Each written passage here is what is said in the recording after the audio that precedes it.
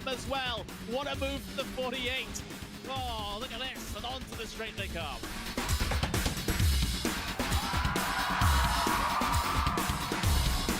Brilliant move there from the number 40 to make it through. That left-hander sliding up the inside, going up now over Hawthorne Hill, down Pilgrim's Drop, and it's brilliant stuff here at Brands Hatch.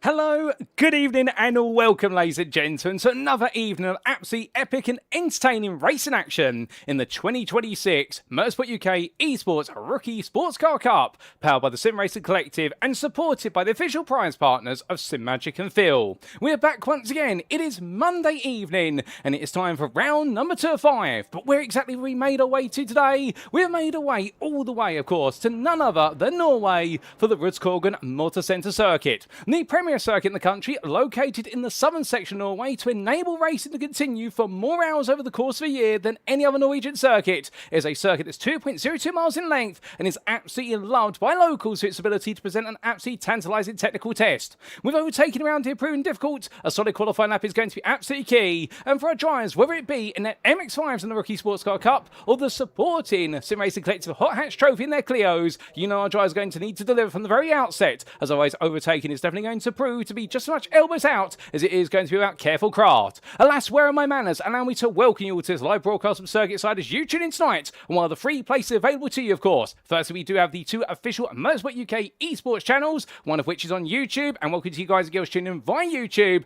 on youtube.com and search for Motorsport UK esports. Alternatively, we do have the official Motorsport UK Twitch channel, and as on Motorsport UK esports at twitch.tv, and how do you guys and girls tune in via Twitch? Alternatively, you may be tuning on YouTube as well via the Sim Racing Collective YouTube channel. But regardless of what platform you're tuning in on, of course, all your racing action will be brought to you by myself. My name is Paul Walsh. I'll be your host and commentator this season. And without further ado, ladies and gentlemen, let's jump right into the thick of it and continue the story from absolutely scintillating Snetterton. But to continue that story, of course, let's give you a quick look at the schedule for today. All your times in UK time, that's BST or UTC +1. And as we can see, we're just in the throes of qualifying for the Hot Hatch Trophy for the Sim Racer Collective, our support series, and that's due to close in approximately 6 minutes' time, after which we'll make our way to the grid for the one and only race, 30 minutes in duration. After that, we'll have a brief break, approximately 10 minutes, after which we'll then be making our way back for our main event. Of course, it will be the Rookie Sportscar Cup for 2026, qualifying set to get underway at 8 o'clock. We'll cover a little bit of that. We'll make our way to the grid for the first there 2 races, 2 20-minute races back to back, and the first though is due to get underway at 8:15, the latter of which 20 to 9, and after that we'll get in some interviews with our rookie drivers. But as we make our way into this round, of course, a quick recap of our calendar, and as we can see, well, Rudskogen Motor Centre is on the cards today after the Snetterton circuit in our season opener, and one open it was in both our championships. And after this round, of course, we head to Germany in a week's time for the Motorsport Arena Oscherslebens Grand Prix circuit. But let's stay now here and heartily in the present. Of course, all of this brought to you on the official sim racing platform known as iRacing, one of the very best, the premier platform available on PC. And well, in terms of our host circuit for today, what a circuit we have in store. It's Rudskogen Motor Centre, located in the municipality of Rakkestad in the Ostfold of Norway. 2.02 miles in length or 3.25 kilometres depending on your preference units, but what never changes is the number of corners, a grand total of 14, and a huge thank you to iRacing.com, not just their brilliant simulator, but the absolutely fantastic track maps contained within it. As you can see from a simple diagram, 2-dimensional, it is a very technical circuit with slaloms, sweepers, and also a hairpin or two, and very short straights as well. So overtaking opportunities definitely will be in limited supply.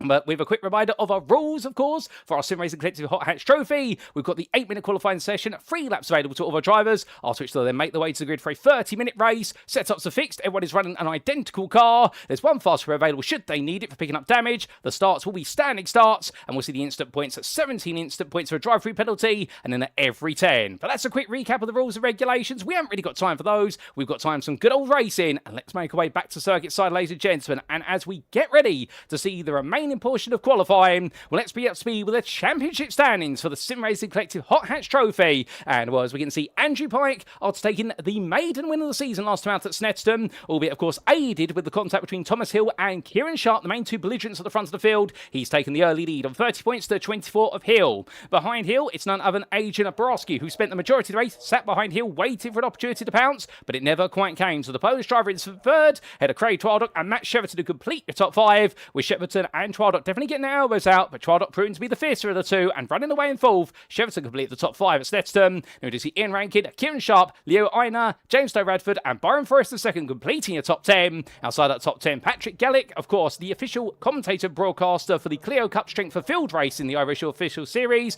and well, he's in 11th place ahead of Janos Svenzel, with Philip Moroz, Conrad Kula, Julian Rerberger, Artem Furman, Tony Preston, Jay Walsh, Tom Davidson, and Lenny Hansen completing those with points to their name. And let's not forget, we've got several other drivers with yet score any points, including Luciano Gonzalez, Harry Mason, Harley Butcher, Ben Brown, Michael Luke Jackson, both of which making a debut as this round, and also there Kieran O'Reilly and Alan Duhick. But without further ado, ladies and gentlemen, well, it's time to focus on what's going on out on the circuit. And as we do see our drivers out there at the moment, who's looking to be on course to pole position?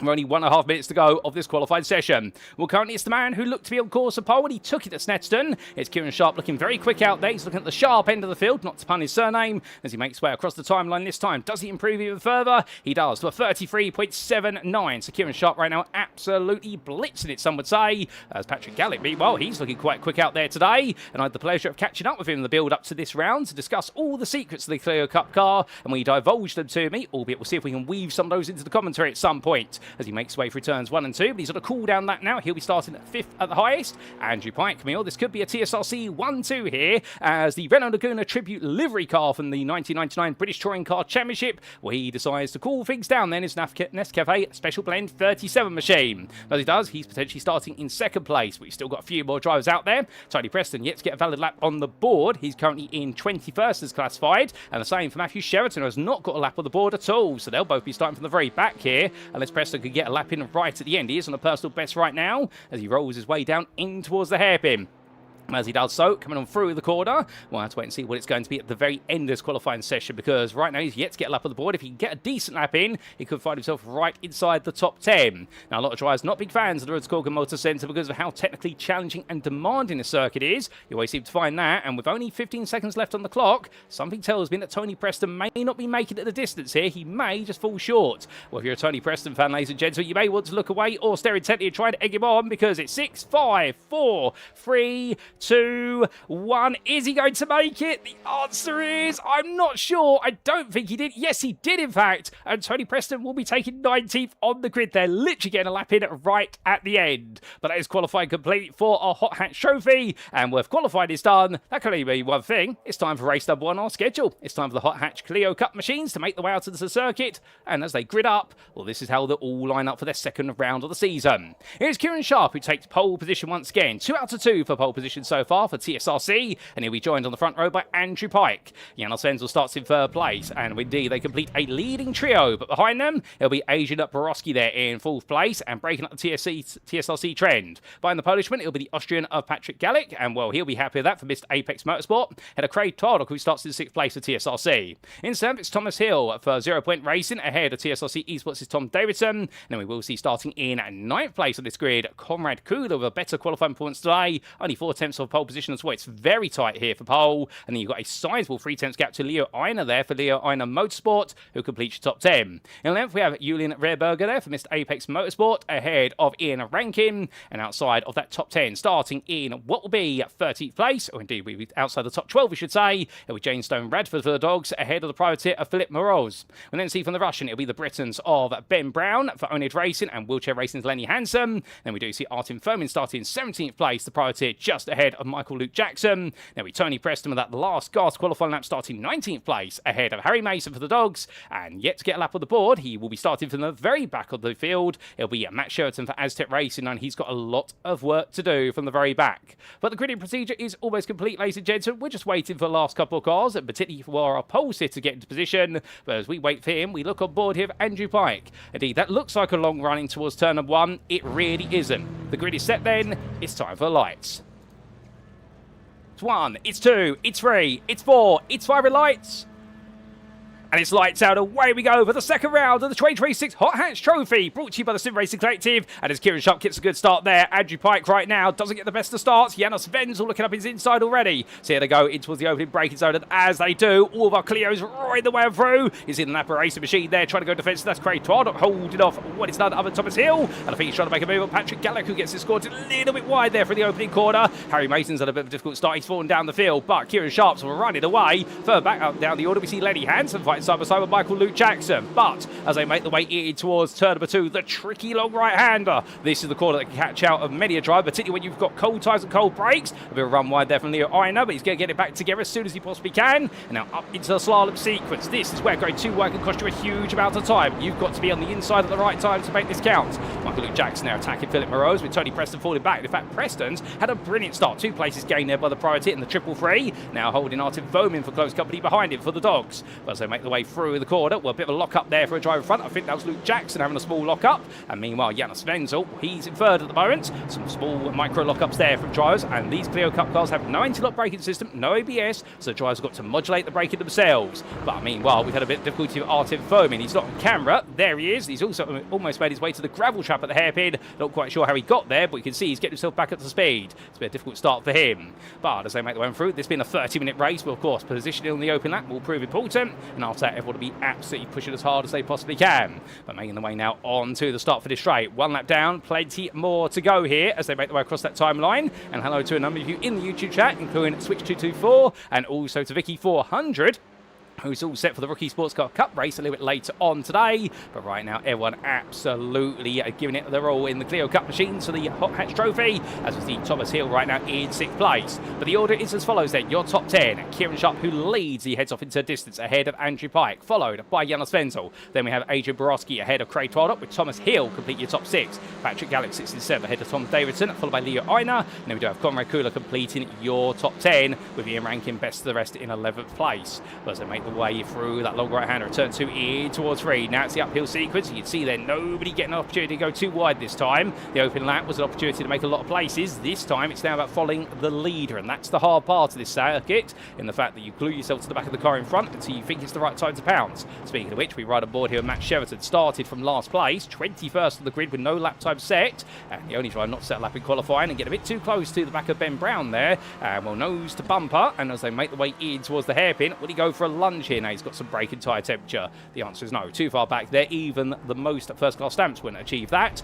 Big sliding lock up there from Ben Brown, getting very close to the back of Michael Luke Jackson. And what's very interesting about these cars as well, what Patrick was telling me, indeed, he's literally given me a wonderful crib sheet of notes to work off of. I'm going to give 100% credit for all of it, and definitely do check him out with regards to his work he does for the Clio Cup, keeping the community very much alive. Well, he was saying to me about the fact that these cars, front engine, front wheel drive, and indeed, what you want to do with them going out of corner is be very patient on the throttle. You need to get the car turned through the corner, and if you do so, well, then you're able to get the throttle down nice and gently, and you build it up gradually to 100%. You do not want to be eager on the throttle, otherwise you will cook the tyres very quickly, and that's what we saw at Stetson. A lot of drivers towards the end of the race, particularly in the final 5 minutes of the 30 minutes available, they had definitely cooked their tyres. Matt Sheraton right now trying not to cook anything up other than a good overtaking opportunity as we look back from the rear. Michael Luke Jackson Running 15th place at the moment, feeling a bit of pressure here from both Brown and Cheverton, but it's Cheverton really pushing Brown into the back of Luke Jackson here in terms of that pressure stagnation.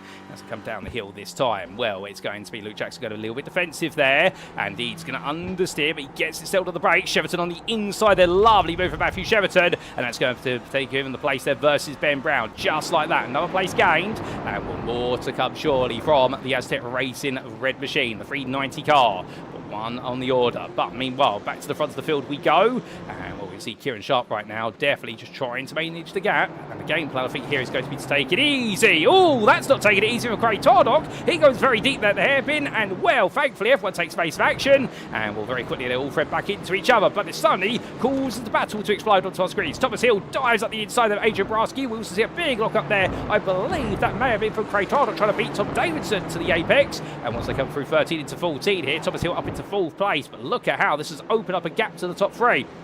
It's now the best part of 1.6 seconds there from 3rd to 4th, and Thomas Hill's got to try and settle the ball down behind. He's got to try and get them all to work for the mutual good here, or for the greater good, as we like to say, of chasing down those podium places. But of course, it's one thing to be the leader, it's another thing to orchestrate a very hungry pack of race drivers behind you, and that's going to be the problem he is now confronted with. Can he get them all to drive to the sing and tune of how he wants to race? Well, I get the feeling they all feel a little bit compliant here, but I'm sure in the final 10 minutes we may suddenly see a few frustrated faces. Matt Cheverton making another move here. This is going to be to try and take on Michael Luke Jackson inside to outside of turns 1 and 2. It's going to be a drag race down the hill here. Cheverton definitely putting on display as he makes his way down, and right now he's on the outside. Luke Jackson on the inside of the all-white machine. Here they go into the braking zone, and as they do, all Cheverton's got to do here is hold that line. He should have this move done, but Luke Jackson right now is going to try and poke his nose in. He does so. Now Cheverton's got to commit here to his line. He cannot afford to worry, and that works out very nicely, because what you can see there is a Luke Jackson, yes, he can be on the inside for return number 3, but he will understeer if he keeps the power down. He'd understeer to the side of Cheverton's car, and they'd both be going to the steward's room. And I can tell you one thing,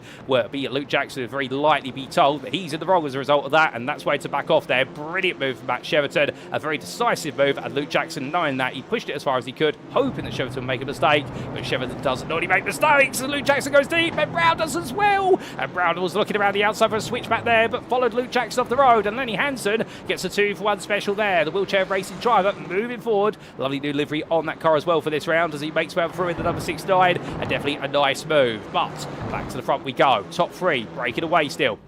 Now almost 2 seconds clear. Yados Svens at the back of the group, Kieran Sharp at the front, and Andrew Pike the filling in the sandwich as they make the way on towards lap number 5. Thomas Hill 2 seconds behind. He and Adrian Borowski with him. But remember, these two worked together at Snetterton until they couldn't work together anymore, because of course the race was running out of time, and I get the feeling that's going to be the game plan here today. Behind, we have had Tom Davidson trying to make a move on Ian Rankin. It's almost worked out, as we do see the TSRC esports drive going around the outside of the privateer, and the 248 right now. Well, that's a tribute livery there if I've seen one, and I believe that is in dedication to the 1996 Laguna livery run by Renault Williams as part of the BTCC campaign back then. He's going to look up the inside, but is he going to have enough leverage under braking? The answer is yes, because it is going to be a run wide there from Tom Davidson. But hold the phone up, we have lost Adrian Borowski from this race. I believe he's had a technical issue with the car, and I believe he's had to park up on the exit of turns 2 and 3. Unfortunately, we can't get a camera shot of that, and Borowski might be out of this race, and if so, that is gut-wrenching for the Polish driver, who was doing so well to be inside what was the top 5,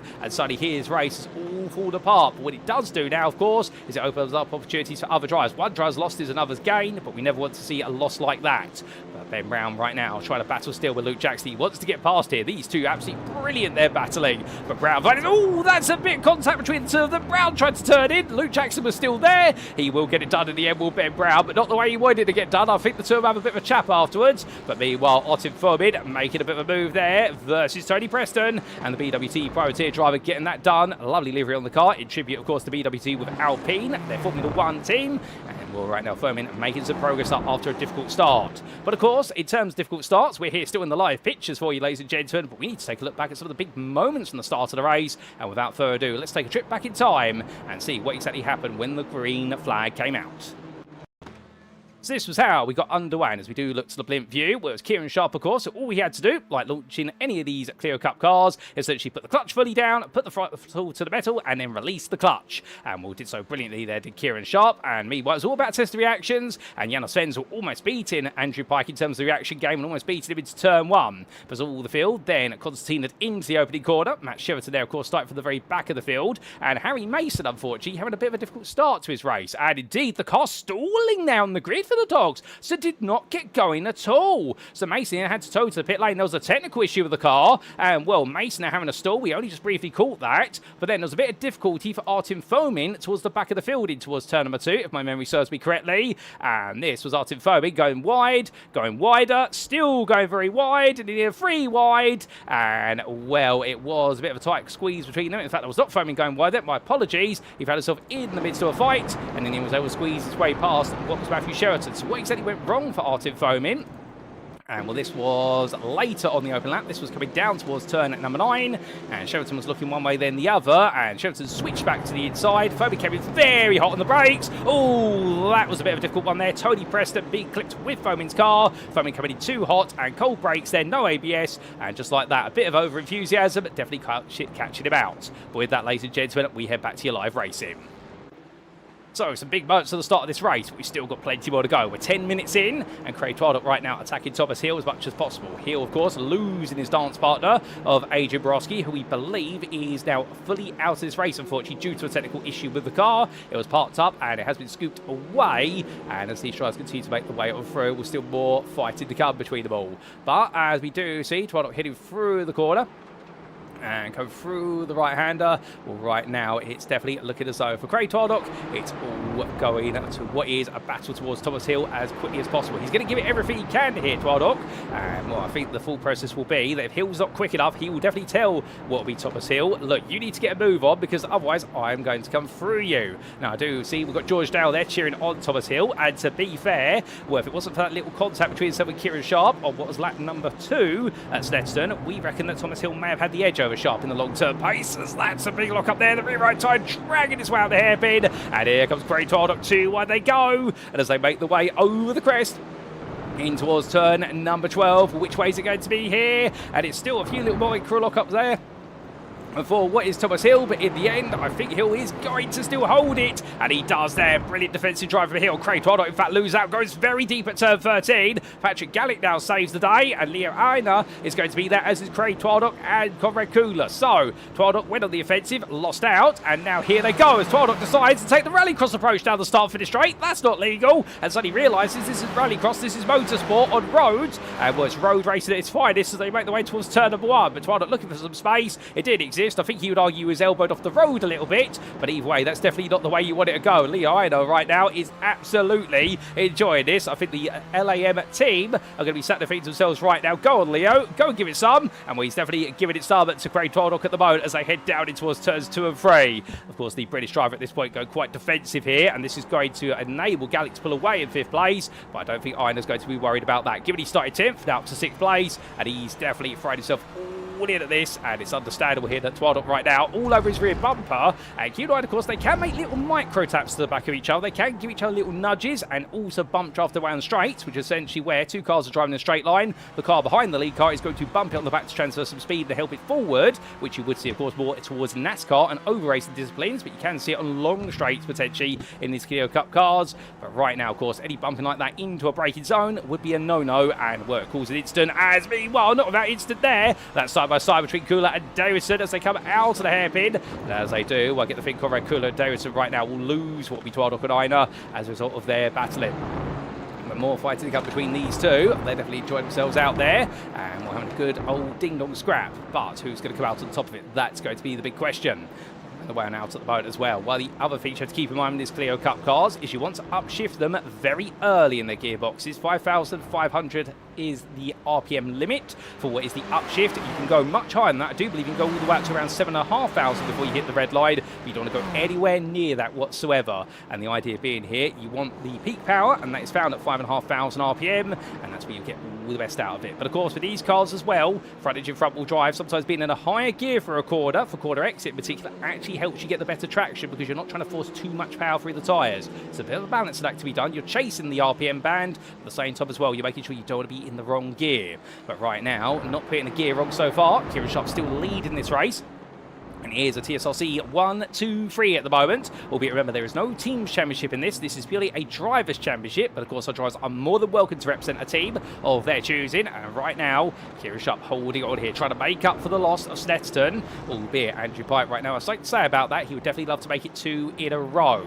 But going through the hairpin once again here. No change in the between these drivers. And well, it does seem as though it's still a bit of a calm before the proverbial storm. Craig Twildock here right now, still trying to find his way past Leo Aina. Aina really digging it at the moment, and you've got to respect the way Aina's driving. He's definitely going to be using up all his tyre life on the front tyres, but he's wanting to make sure Twildock doesn't get through. And that's the thing about Craig Twildock. Twildock right now, if you want to gauge of how good your defensive driving is, you need to try and hold off the man in the number 200. He will put you through the ultimate defensive driving test. And he's one of those drivers who knows the absolute limit for defensive driving, and he's one of those drivers as well. He is a little bit of a Jason Plato in the way he drives, which is, we like to refer to him sometimes as TSRC's own Dick Dastardly, in the way he does sometimes really do those cheeky moves that you think to yourself, I'm going to report you to the stewards, and then realise afterwards, but if you do, the stewards are probably going to throw it out. Not because they're biased or anything like that, just simply because it'll be seen as a racing incident. He knows that fine line, but it takes some time for it to get there, and that's what Aina's now having to wait and deal with as we ride on board with the man we're talking about, Craig Twildock, as he looks around the outside. Here they come down towards turn number 2 once again. We have had a bit of difficulty for Tony Preston, and that's happened off camera. We'll come back to that shortly, but Twildock looking around the outside here, going all in. He's going to try and find the space. Well, now, how's he going to get through turn number 3? Does Aina extend it through the corner? He does, but he has to park up an apex there. He can't go any wider. And in Craig Twildock does make that move work. Brilliant move there from Craig Twildock. Finally found that outside line, and now he's up into 6th place. But will he stay there for long? Aina, I think, is going to want this back as they come through turn 7 into 8. He's going to throw the car up the inside. Twildock's made to go wide here, and Aina right now absolutely attacking. Brilliant racing between them as we ride on board, looking down over the front of the 44. Aina sees the doors wide open. He's not going to miss an opportunity here. Cast the car to the inside, but in the end has to mind his manners, of course. We do see a cocking of the wheel there, or what is a tripod moment there, to use the proper term, so as not to be caught with English slang. And as they make the way in towards turn number 12, right now Leo Aina throwing everything back at Twildock, but Twildock holding on. And well, this battle for 6th place just as riveting as the battle for the lead. But further down the order, let's not forget we've got plenty more other drivers out there, including Philip Moroz in 14th place at the moment. That's exactly where he started today, and right now he's looking to try and make his way up the order versus Julian Rehrberger. And the German driver just in front, who's lost 2 places since the start. Not the happiest to start. So number 87 driver, but he's trying to make amends for it right now. As a bit further back, Arsene Foreman up the inside of Lenny Hansen, going very deep there at turn 14. Bit of an odd corner there, as we see a flash of the headlights from Lenny Hansen. He's not too happy about something that's happened between these two. Well, hold the phone on that, ladies and gentlemen, because we've got a new leader. We have a slowdown penalty through turns 1 and 2 for Kieran Sharp. He's just had to serve that for track limit. And Andrew Pike has now moved into lead, with Janos Wenzel squeezes well through as well. So now Kieran Sharp finds himself once again a bit on the back foot, but this is nothing like Snetterton when it all went to the barrier. Instead, now it's all about seeing if he can take those places back. This Rudskogen multi-centre circuit, of course, does have a lot of runoff area, but it also has a lot of curbing, which you can theoretically cut, and it's the game of not cutting too much. Otherwise, the automated iRacing stewarding system will pick up your cut. It will match it against the previous rolling average 5 laps you've done, and if you've gained too much time versus that rolling average, as I understand it, well, then suddenly you'll be hit with what will be a slowdown penalty, and depending on where you cut the course and how much time you've gained, that penalty can be anywhere from half a second through to 3 to 4 seconds. Although here at Rudskogen, it will typically be about 1 to 2 seconds you'll have to burn as a slowdown penalty, and drivers will typically do it on a straight or into a braking zone. They'll lift and coast more so than they normally would into that braking zone, and that's why Kieran Sharp is staying on the lead group, albeit falling into the back of it. As Thomas Hill right now continues to push on, and in front of them, who is that they're catching up to, I hear you ask? Well, that is Harry Mason. Mason, of course, with the car that refused to go green, and, well, he pulls aside there in the Domino's machine. Unfortunately, it's not going to be delivered on time today, that Domino's car, but at the same time, well, it's good to see Mason out there giving it his all, and he makes me think back to my days, my early sim racing days, where I used to race in a Domino's livery, and it became a running trope on any broadcaster did, whereby if I won the race, the Domino's was delivered on time, I'd be allowed to have a pizza delivered to my house from the people who watching. Meanwhile, if I didn't win the race, well, I wasn't allowed to have Domino's Pizza that evening. But still, I digress. We're here to talk about hot hatches. And as we do see, what is Thomas Hill and Patrick Gallick together. Craig Twardock a little bit further behind. And right now, Gallick and Hill still working together. With Twardock now started to break away from Einar, and he might just be being a little bit safer. Tom Davidson further back there. We haven't really seen Davidson get too far into this field. He has gradually been picking his way through, little by little. I think he's had to play a bit of a patience game here as they roll their way up through the slalom sequence, going from one of the lowest points of the circuit, turn number 23, to one of the highest there. As we see Harry Mason decide to pull to the grass, respecting the blue flags. Well done to him. But right now, Einar and Kula side by side here. Leo Einar having to defend as they come down towards the hairpin onto the brakes. They get ready to go. And as they do, well, right now the British driver here hold on. Big lock up in front there for Craig Twardock. A bit of an unexpected one. But Einar, meanwhile, absolutely hold on. But now Davidson's all over the back of him. But Davidson looks to the outside. There's Kula back on the inside. It's going to be a move here from the Polish driver as he goes in for Project 26. Does he get it done? Not quite. And now they'll be going too wide through the left, in towards the right. Davidson on that inside through turn 14. Surely this has got to be enough here for Davidson to finally take that place. He does, and immediately Conrad Kula backs off. And Kula, no stranger to front-engine front-wheel drive racing, a multi-time runner in what was the NXTCC, the Next Gen Touring Car Championship, and regularly a big fan of Clio Cup cars. And right now, as they make their way up towards turn 1, brilliant battle in between them,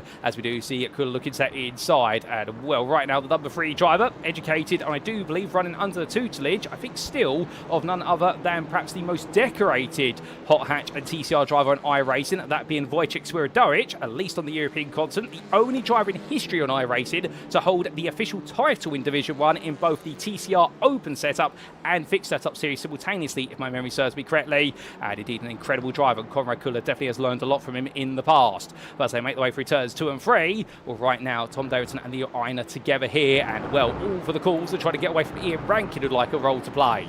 But meanwhile, Einar still fighting, and there's Davidson now looking to hold on the inside through turn 7 into 8, and there's going to be Kula looking up the inside, and we're just waiting for an opportunity here. He constantly look at this and thinking to himself, right, when are they going to battle? As in the end, Einar goes very wide, rejoins in the midst of them, and well, that's a bit of an interesting rejoin there. Picks up a slowdown for it, and well, not blaming him to be fair. I think he was elbowed out a little bit wide there in that battle with Davidson and Kula, and well, he is going to gradually burn that slowdown penalty. But I get the feeling the stewards may take a look at that one after the race is done today. No live stewarding, we should remind you. This is all done post-round in terms of stewarding, and it's typically through reports from the drivers in the Hot Hatch Trophy Series. And right now, there's the expectation that drivers will talk to each other and try to be politically correct in talking to each other to discuss whether it actually does need to go to the stewards afterwards. Because, of course, a lot of incidents, as we like to say, about 75 to 80% of incidents can be resolved by a discussion between the drivers involved. It only needs to go to the stewards in the most severe case. But right now, speaking of this being severe, well, it's not over yet, as Einar right now, he's got his teeth in versus Kula. Kula wants this place off him, going to the outside. And 10 minutes to go in this race. Plenty of brilliant action so far. Plenty more to come. And Conrad Kula tries to find his way through. But Leo Einar right now literally parking the car on the apexes here. And Kula can't find a way through. So Ian Rankin says, okay, now it's my turn to play. Or is it? As he makes his way onwards, we'll have to see what's going to happen here. The 248 driver heads down the hill. And as he does so, coming in towards what will be that right-hander of turns 2 and 3. You see Davidson's already checked out and got off the road there by the best part of what is 1 second of this group. And he runs very wide. And, well, Davidson there making a mistake. That's going to bring him right back into the charging trio. Meanwhile, further back, Julian Rehrberger and Philip Moroz now battling their way through turns 2 and 3. Moroz on the inside there of the missed Apex Motorsport number 87, but in the end runs a little bit wide off the corner, and Rehrberger's going to try and go round outside to inside here, but of course it will put him on the outside at the very end of the uphill slalom sequence. And well, decisive driver there for Philip Moroz to make sure he's got the inside line when it matters most, and that's going to bring Ben Brown right back into the mix now. Good to see the only racing driver getting onto the back of the group, and well, he'll want to try and pick up some more points before the race is done. But meanwhile, back to the front of the field, we haven't forgot we've got a leading trio together. They are 9 seconds clear now for the rest of the field, and something tells me the 3 TSRC drivers here will all be working together, and this is not because they're trying to game the system, but the full process is going to be here. If they work together for the opening 25 minutes of the race, they'll create a big enough gap so they can fight towards the end, or in this case, the opening 22 minutes, because Kieran Sharp says to Janos Wenzel, don't mind if I do, and Wenzel says to him, no, I do mind if you do, thank you very much, Kieran. And right now, Janos here going a bit defensive as he makes way out, and that's going to give Andrew Pike a 7/10 of a second gap. And at this point, for Andrew Pike,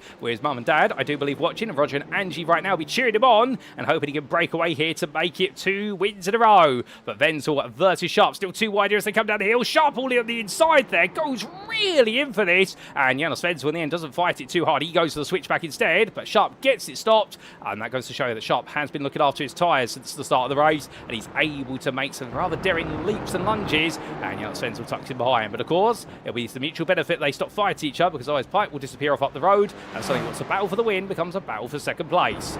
Meanwhile, Thomas Hill and Patrick Gallick still trying to work together. And Craig Twardock has said, well, I'm going to catch back up to you. And now Thomas Hill is thinking to himself, probably, okay, we're really stuck in a fight for 4th place. But making the way through, we do say hello there to Novice Racing, who's cheering on both Julian Rehrberger and also Patrick Gallick. And right now, the number 24 driver having himself a bit of a day here in amongst what is Thomas Hill and Craig Twardock. He's had plenty of fun fighting, has Gallick, but right now he needs to try and find a way to beat the man who's going 3 places. And that is Thomas Hill and Tom Davidson a bit further behind. We'll be watching on in the distance and seeing this is all going down. And we'll be thinking, can I get involved in that? Can I catch up to it before this race is over? I think you'd love to hear. Davidson's come all the way back up to 7th place after a difficult start. It's going to be a bit of a tough drive for him. We're coming through the corner. We look back to Matt Cheverton. He's taken after James Stone Bradford. Right now, the Dog Stride defending versus the Aztec Racing driver, and Cheverton making a lot of progress after starting for the very back of the field. But right now, he might be meeting his match. But meanwhile, we do come back to that fight for 4th place. There's battles everywhere we look. And as we see Thomas Hill here going defensive versus Gallick, there he goes around the outside as Patrick. Can't quite make that work. But Craig Twardock now looks for an opportunity instead. And as they power the way onwards, Twardock getting the better run off the corner, and the Welshman now looking to the inside. And I think at this point now, Thomas Hill's going to try and give the draft to Gallick, give a bit of an overspeed, but I think Twardock here is going to look up the inside. Not quite, in fact. I thought he was going to go for the 3 wide there. Not enough time in order to be able to go for it. He doesn't want to risk it just yet, but he will get ahead of Patrick Gallick and move out of another place. So he's now right aboard with the Austrian driver, well, your number 24 driver here, just keeping it nice and clean. Very smooth lines, and that does help you in these Clio Cup cars in order to make sure you don't lose too much time basically in battling. And this really will be a race now. Who's got enough tyre life to really go all in right at the end? But phenomenal racing between the trio. We absolutely love to see it. I'm sure you guys and girls tuning in at home absolutely love to see it, regardless of whether you're tuning in on your TV, your PC, or your tablet. And as they make the way through, well, big lock up there from Hill. That's not going to help in his endeavours, as now Patrick Gallick falls back a little bit. Well, I think this is going to be a bit of a misgear, and also big mistake there from Craig Twardock. Goes way too late in towards turn number 12, locks up the front right brake, and well, falls back down the order. So Twardock, after all that progress made, he now regresses as Tom Davidson is only 1.5 seconds off of the trio. So suddenly he wants to turn it into a quartet. Meanwhile, as we look back to the front of the field, it is your leading trio of Andrew Pike, Kieran Sharp and Janos Wenzel. They go on to lap number 17. They've still got a few more laps to go in this one. By my mathematics, I suspect we are going to be looking at a grand total of 19 or 20 laps. And it will depend on how soon they do get to the finish line for what will be their final lap to start. But as Kieran Sharp right now gets close here to Andrew Pike, well, these two go back years in terms of sim racing careers. They've been great friends. And indeed, they were part of the team that formed the Sim Racing Collective community, which of course this series, the Hot Hats Trophy, run as part of and powering the 2026 Motorsport UK Esports Rookie Sportscar Cup, supported by Phil and Simagic. But right now, well, Kieran Sharp definitely tried to work some magic on the sim, and he's feeling an opportunity is coming after that slowdown penalty for earlier on. Make his way through left into right here. Well, Wenzel close, but I don't think this is going to quite work out just yet. Still trying to attack, still trying to poke, probe, do everything he can, but these drivers right now really giving it their all. As meanwhile, Thomas Hill 11 seconds off of your leaders, but he's got a bit of a gap to Gallick and Twardock, and at this point, can he hold on for a little bit longer? I can see a lot of Thomas Hill fans there in the Motorsport UK Esports YouTube chat, and to be fair, I love to see you all cheering this man on. And well, Earl Panagi does say, oh, Zipkart Young Gun completed the whole karting journey, and well, Thomas Hill absolutely fly right now, no doubt about it. And a number of these drivers as well will be real life racing drivers, probably at a club or a national level, and also potential karting drivers as well. As they make the way through, well, the 0-point racing driver right now 9. He's still got Gallick and Twardock for close company. 3 minutes left on their battle. Leaders have gone to lap 18. By my reckoning, I think we may squeeze in a 20th lap. It is going to be close. Meanwhile, further behind, we do see Aina, Kula and Rankin. They complete the top 10 together. Rankin, of course, there, now glued to the back of this. He wants a role to play here if he can. And James Stone Bradford, you can see in the rear of the picture there, still bringing along with the journey, Matt Cheverton. And Cheverton glued to the back of Stone Bradford, the Dogs driver. These two haven't really fought fought each other in recent history from what I can remember. But meanwhile, as they don't really fight at the moment, well, Kieran Sharp now starting to put that pressure on. And here we go. We look back for the rear of Andrew Pyatt for TSRC, holding off his teammate. But of course, they're not teammates for the purposes of this series as they make their way through 7 into 8 here. And right now, Kieran Sharp, you can tell he's getting ready for a move, but when is he going to do it? That is the big question that we want an answer for. And right now, it does seem as though he's just enticing. He's dancing with this, as Pike having a bit more of a lock up there, and indeed feeling that pressure now as they make the way around. And well, these brakes, of course, are very fine. There is a very fine line between not locking up and locking up in these cars. And well, they're micro lockups at the end of the day. You'll notice they're not just going straight on. If they went fully on the brakes, you would see the car essentially just understeer straight on at the corner. But it's just where he's applying a little bit too much brake pressure, and it's just locking up that inside tyre brake line. But as they make the way around, well, these three right now. 1 minute 40 left on the clock. We go on to lap number 19. We will likely get 20 laps then. I don't see a white flag waving out the commentary booth window, so we are going to go another 2.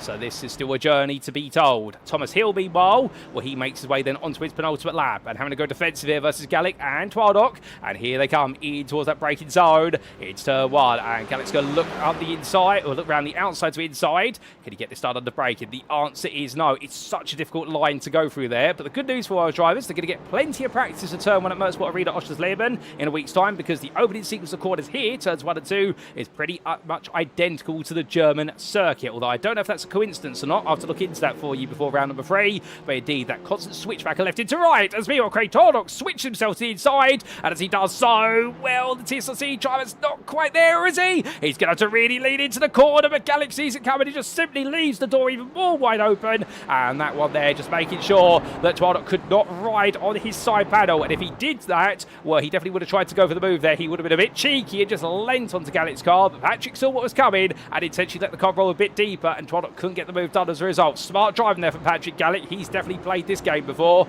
But meanwhile, we look back to Leo Einer, Ian Rankin, with Conrad Kula having been passed quite recently. And how exactly did we see Conrad Kula get passed? Well, here's a quick replay. So this was Id's turns 2 and 3, and it was Conrad Kula trying to attack Ida, and in the end went way too deep into the corner, and at that point, it was Rankin getting through.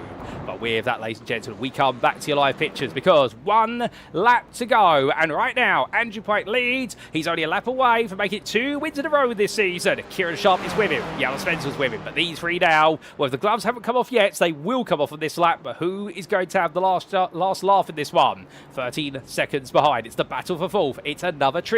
We see there Thomas Hill, Patrick Gallic, and Craig Twardok together in that order. Then Tom Davidson 2 seconds behind, and Leo Ida right now. He's trying to hold on for 8th place here versus Ian Rankin and also Conrad Kula. Rankin looking around the outside. Here goes Rankin then outside to inside. Can he get it done? Not quite. Has tucked back in. But as we look back up the order, of course we are staying as fixed as best we possibly can to these 3 battles. Unfortunately, we can't split the screen for you as much as we'd love to. And right now, Andrew Pike literally holding on here, having to drag the car through every corner, make sure that Kieran Sharp can't find a way in.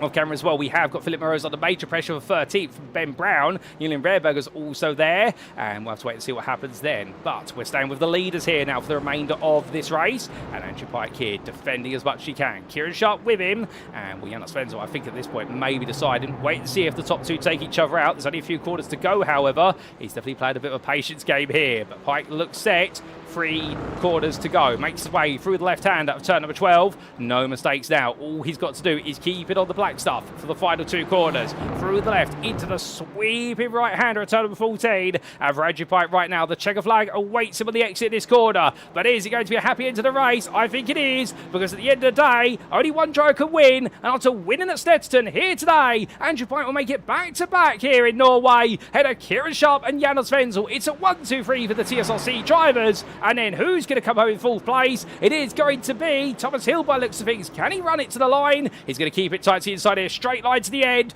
Patrick Gallic over the back of him, but Hill will take 4th ahead of Gallic and Twardok. Tom Davidson takes 7th. And who will be in 8th place? And who will complete the top 10? Will Leo Ida there swerve into the pit wall? He's going to hold on to 8th place. Well done to the LAM driver ahead of Ian Rankin and Conrad Kula. In 11th place, when he found his way past James Stowe Radford, he will take 11th is Matt Cheverton. And then Philip Morose will hold on for 13th versus Ben Brown, with Artem Fomin on the final lap overtaking Julian Rehrberger and was able to move up into 15th. Then we will see 12 seconds behind. A bit of a frustrated day today for the wheelchair racing driver 69's Lenny Hansen, but he comes over in 17th place, still gets some points on the board. And then we've got Michael Luke Jackson coming through, and indeed he had plenty of battling earlier in the race, but unfortunately his race has got a bit backwards as he crawls towards the line. And I think right now 90's quite safe there as he will take home 18th place, and Tony Preston will be your last lead lap finisher there in 19th and the last finisher of this race. But a great race, no doubt about it, ladies and gentlemen. Plenty of fighting for the outset. And well, as we do look to the scenic view, let's take a look at those race results, subject to any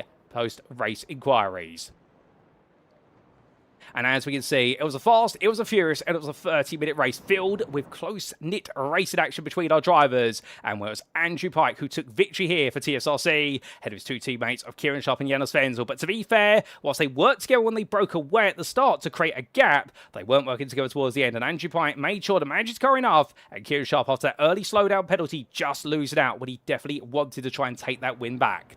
Janos Wenzel, third there, the German driver, completed the podium, a maiden podium of the season for him. He'll be absolutely pleased as punch with that. Header Thomas Hill, who took fourth place there for 0 Point Racing. Header Patrick Gallett completed the top 5, and constantly pushing on the back of Thomas Hill after losing the place to him early on, but could not find a way back through. But he did a brilliant job to hold off Craig Twardock, who took 6th place ahead of Tom Davidson. And then we did see Leo Einer in 8th place there for LAM, or Leo Einer Motorsport, who held off Ian Rankin and Conrad Kula to the finish line, and it was Kula who completed your top 10. Matt Sheraton was best dressed in the 11th, coming all the way through from 21st to 11th place. Well done to him on that drive for the ATR team. It was James Stone Radford of the Dogs who was passed right at the end. Head of Philip Moroz, Ben Brown and Artin Fomin who completed your top 15. Julian Rehrberger took 16th place ahead of Lenny Hansen. And then we did see Michael Luke Jackson in 18th there ahead of Tony Preston, your last lead lap finisher.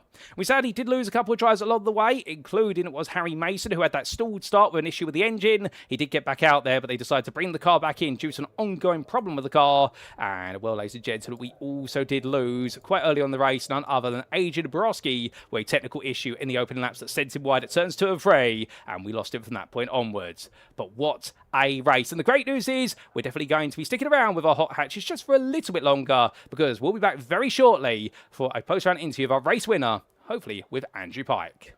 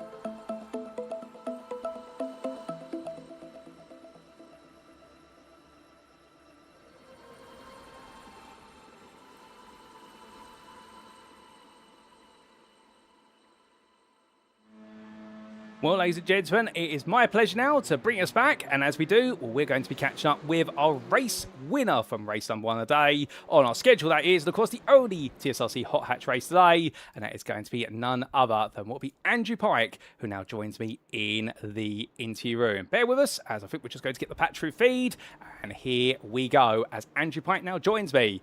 Andrew, good evening to you. What a race from yourself. I mean, it wasn't easy, but you've made it 2 out of 2 this season.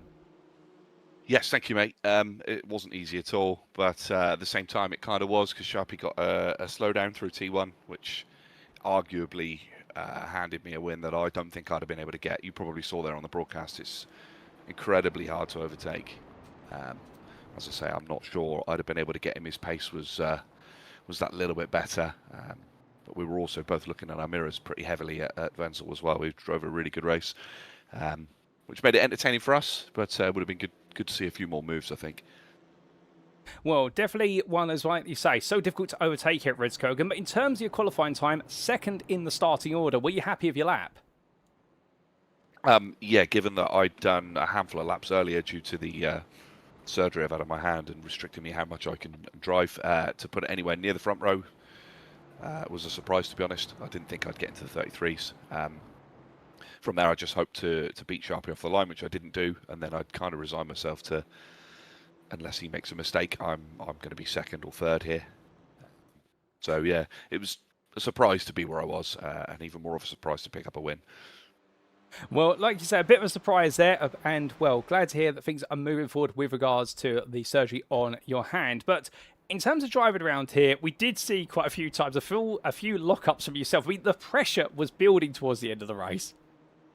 Yes, I mean, it's a bit of a tyre-saving game in these because it's a half-hour race. So once we got to the midpoint and I managed to get the lead, I looked at it and thought, well, I'm going to have to use some tyre up here and push on. To stand a chance of holding this, because I knew Sharpie was going to be quicker than me. So picking up the inside, it probably looks a bit more dramatic than it is, but cocking the inside rear wheel and locking that brake is quite common, whereas full-on lockups will cost you big time. I managed to not make any mistakes in that regard, but I was definitely pushing by the end. I haven't sweat that much for a while, that's for certain. Well, you're definitely sweating over the course of distance, and of course, we've got plenty more racing to come. Next up, Motorsport Arena Oschersleben next Monday. How are you feeling for it? Yeah, I love that. Great little track, and slower sort of mechanical grip-based cars like these. That should be great fun. Hopefully we can battle a little bit harder and give you a bit more to watch and enjoy there. But yeah, I'm looking forward to that one. Well, Andrew, we'll leave it there. Congratulations on making it back-to-back wins this season. And, well, we look forward to seeing you take on the field to see if you can make it a turkey at what will be Oschersleben in a week's time. I'll do my best, mate. Thank you very much. So hearing there, ladies and gentlemen, from Andrew Pyatt. Very happy with his performance, no doubt about it. And well, it's great that we've got a little bit of time to bring you these post-round interviews. And talking about there the fact that in the end, the difficulty of overtaking, he was pleasantly surprised by Kieran Sharp making that error, that slowdown that enabled him to have a doorway to go on the attack. But speaking of drivers who dug in deep today, we have got just that little bit more time before we get ready for our Rookie Sportscar Cup. So how about this? Let's bring you another interview. And we're going to now come to what will be none other than Thomas Hill, who gets ready to join me, ladies and gentlemen. And well, in fact, I think we are now going to be coming to Thomas Hill as we do speak to the man who took fourth today, and into the interview room he comes. And as he does join me now, Thomas, good evening to you. What a race yourself. 7th to 4th, had to dig in deep every step of the way. You must be exhausted. Yeah, very hard race coming into this round in P2 in the championship. Knew it was going to be quite hard. I'm not a big fan of this track. But to come away with P4 and keep that gap a little bit closer than anticipated is very good. Now, I have to ask, qualifying, were you happy with that lap? Because given Snetterton, something tells me you wanted to be on the front row. Yeah, I mean, the aim was to be on the front row, but the quality lap was a little bit off. I made a couple of mistakes. I haven't done much practice. So, you know, we learn and we move on to the next one. Well, definitely one to learn from. But in the race, I mean, just quickly, I know it's pretty hard. You could write a whole story out of this, having to hold on for 4th place versus Patrick Gallick versus Craig Tardock, and also try to chase down the top 3. I mean, you had to do everything. Yeah, I mean, it was a very good race. Well done to them. Close racing as always. And, you know, to keep that P4 throughout the race and keep my head calm was the main aim, to just keep composure and keep it smooth. Well, you're absolutely smooth out there. And in terms of what lies next, of course, next up we've got Motorsport Arena Oschersleben. What can we expect from you there? Hoping a lot better. Hoping to be on that front row and hopefully get a win to close that championship gap. Well, we wish you all the best for your preparations for round number 3. But until then, Thomas, congratulations on a brilliantly earned 4th place. We'll see you at Oschersleben. Thank you very much. See you there. So here and there, ladies and gentlemen, for our second and final interview for our Sim Racing Collective Hot Hatch Trophy in round number 2. That was Thomas Hill for 0 Point Racing, talking out there. Degree of frustration with regards to the qualifying lap he put together, but the flip side of the coin also ringing true. Very happy with his performance in the race and defending hard versus Gallic and Twardock. But he wants to be on that front row, and we can expect him to put all his effort in to be back on the front row in a week's time. But with that, ladies and gentlemen, that brings our interviews to a close. And the good news is, well, it's not over yet in terms of our broadcast, because we've got plenty more racing to come. And in terms of what happens now, of course, well, let's show you that broadcast schedule as we do leave our hot hatches there And as our schedule does update itself, well, as we can see, next up, we've got our break. It's going to be a little bit shorter than 10 minutes in terms of how much break we do get. We want to bring those interviews, and we'll definitely get you some more of those at Oschersleben. I suspect you guys and girls have enjoyed hearing from some of our drivers, but we will be back at 8 o'clock, and we'll be lining up our main event. It'll be time for round number 2 of the Motorsport UK Esports 2026 Rookie Sportscar Cup, powered by the Sim Racing Collective, and of course supported by our official prize partners of Phil and Simagic. And we'll be back here at the Motorsport, not the Motorsport Arena, the Rudskogen Motor Centre in Rakestad of Norway to continue the story of our MX5 rookie season. So don't go anywhere, ladies and gentlemen. We'll be back very soon for the Rookie Sportscar Cup.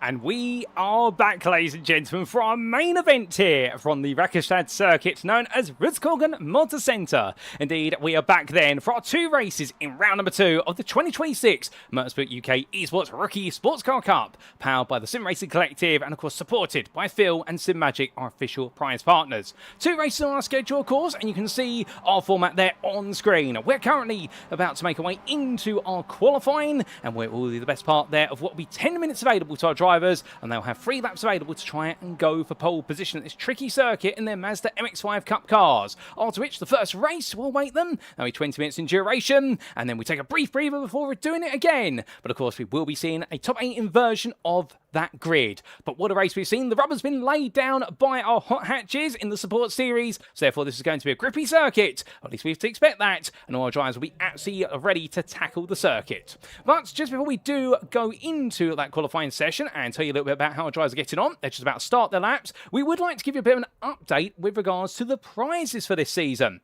Because, of course, we show you them on screen. Last time out in the broadcast in round number 1, we knew what the winner's prize was. And as we can see it on screen there, a Simagic Zeus Sport wheel, including the Mag Dash, plus a pair of field gloves. And well, those field gloves, of course, very well-tailored gloves, no doubt about it, from the company established by the world-famous team Redline and former head of studio at Studio 397, Dom Duhan. And well, the gloves are built by drivers, and indeed from drivers, we should say, who've got plenty of experience competing at the top level. And if you want to be in your A game, you definitely want to have the smooth and silky gloves that actually stitched to perfection. But we do have the wonderful Simagic wheel as well there, and well, the first prize on the table, let's talk a little bit more about it, that Zeus Sport rim prize. Simagic have just added the Zeus lineup to their website, and well, the Sport is a perfect choice for road racing or rally, offering a dual suede and stitched leather design. First place will take home the steering wheel, plus also Simagic's new Magic Dash, or the Mag Dash is known in short, a touchscreen that mounts to the wheel or wheelbase, and with full support for SimHub, it gives drivers key data whilst they race at a glance, like lap deltas, fuel, all without taking their eyes far from the road. But of course, for second place, we now have confirmation that Simagic will be providing a GT Neo wheel, plus Phil's none other than pair of gloves. And well, that GT Neo wheel, it's a very popular wheel for a reason. It's Simagic's most popular wheel because it delivers that pro-level feel racers want. 4 RGB lighting, thumb encoders, and silent shifters were double clutch included as standard, all at a price that punches well above its weight, although our drivers will be looking to punch well above their weight if they want to bring home that prize. And as for the third place prize, we now do have confirmation that it will be a set of Simagic P700 pedals plus a pair of field gloves. And well, don't overlook the pedals, we should point out, because they give our drivers plenty of pro-level adjustability, where 150 kilogram load cell brake included as standard, which is well beyond many standard offerings, I can tell you that. And with easy expandability via Simagic's best-selling haptic reactors, a great feeling ABS or traction control, the P700 pedals offer fine-tuning you'd expect from Reese, costing far more. And indeed, I can tell you one thing, if our drivers push hard enough, they're going to be receiving prizes that will enable them to push even further in their sim racing careers. And also a reminder that one driver selected at random was competed in all of the 5 rounds. It will be a raffle draw between all drivers that completed in all 5 rounds. We'll see them pick up a pair of field gloves. So that way, they're encouraged to be on the grid all the way to the end of the season, even if they're not on course to take home the championship crown. Now, a quick overview of the rules, because we told you about the prizes, and a reminder of the rules for the 2026 Rookie Sportscar Cup, powered by Sim Racing Collective, brought to you by Motorsport UK Esports. We can see 3 laps available in qualifying, 10 minutes in duration of the session, 20-minute races, both of them, but race number 2 will have the reverse top 8 grid. What that means in layman's terms is we take the results from race number 1 and we invert the top 8 finishers. So the winner of race number 1, they will start in 8th place for race number 2, and we continue that inversion until we get to your 8th place position from race number 1, and they will start on pole for the purposes of race number 2. And those who finish 9th and downwards, you guessed it, absolutely right, that's exactly what will be starting for race number 2. The setup is fixed once again, so our drivers don't have to worry about setting up the car to perfection. All they've got to do is get in the car, make sure they've learned how it's going to feel around the Rudskogen circuit, and then go all in for that victory. There's one fast spray available should they end up in any bumps or crunches, and we will see a standing start, and the instant count will be 15 instant points for drive-through, and then at every 10 they'll pick up a subsequent drive-through penalty. So that's a quick recap of the rules, but let's make our way back to circuit side, and as we do, let's bring you up to speed with the championship standings then, as we come into round number 2.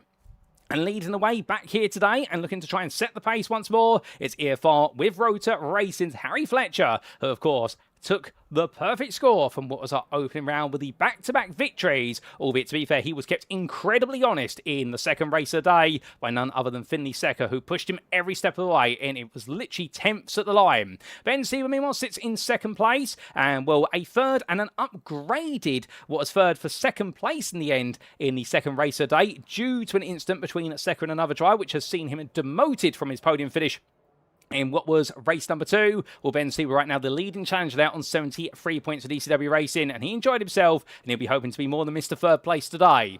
Gabriel Dutra, we know we've got a few fans for the Brazilian driver out there in the YouTube chat, and well, Gabriel looking quite quick out there as well, but he definitely denotes what is a bit of a gap between the top two and the rest of the field, and right now only 5 points behind him is Finley Secker for Drive Lounge Racing, and then we do have James Rogers completing that top 5. Connor Spruce sits in 6th, just ahead of Max Moron, and the Sim It Esports Racing Team driver definitely had a lot of pace, but wasn't able to deliver it last time out due to a few bumps and scrapes, with Jaden Innes, the Canadian, ahead of Mark Martin. And then we do have Antonio Gabrowski completing that top 10, and keep your eyes out for number 7 driver. He definitely was a bit of a dark horse at Snetterton, and we didn't get to truly see his pace unleashed onto the grid. Kurt Fawcett, he was definitely full of fighting for Altitude Frame Esports. He sits in 11th place there, and Richard Revins, Thomas Stephen, Craig McCracken, and Kira Boylan complete the top 15, and another driver as well. Watch out for Craig McCracken, because we saw at Snetterton, if it were not for the instance, he had pace to be on the podium. Unfortunately for Craig, things didn't quite work out, and that's why he's only on 11 points. Kelvin Woodhead sits in 16th place, just behind Kira Boylan, who of course had that incredible 4 wide going into Bomb Hole at Snetterton, picking up 3 places for the price of 1 quarter. And then we do have Bevis Lout, the last those with points to their name. We do have 3 new names to the grid today, albeit one of whom had already signed up. We didn't get to see them on the grid for what was race number 1, or round number 1 I should say. And well, we also do have some drivers who've yet to get points. Harry North, Lee Rootley, and also Matthew Shade there completed the top 20. And outside that top 20 there, we do also have Richie Holder ahead of Lee Robinson, Dave Young, and John Shorter. But ladies and gentlemen, we're into qualifying, and therefore let's talk a little bit about what's going on in the background here as we are heading into the closing throes of this qualifying session. The clouds are definitely out here at Rudskogen, but no sign of rain on the cars from what I can tell in the forecast. We're not expecting any rain this season. We're trying to keep the conditions as simple as possible for our drivers,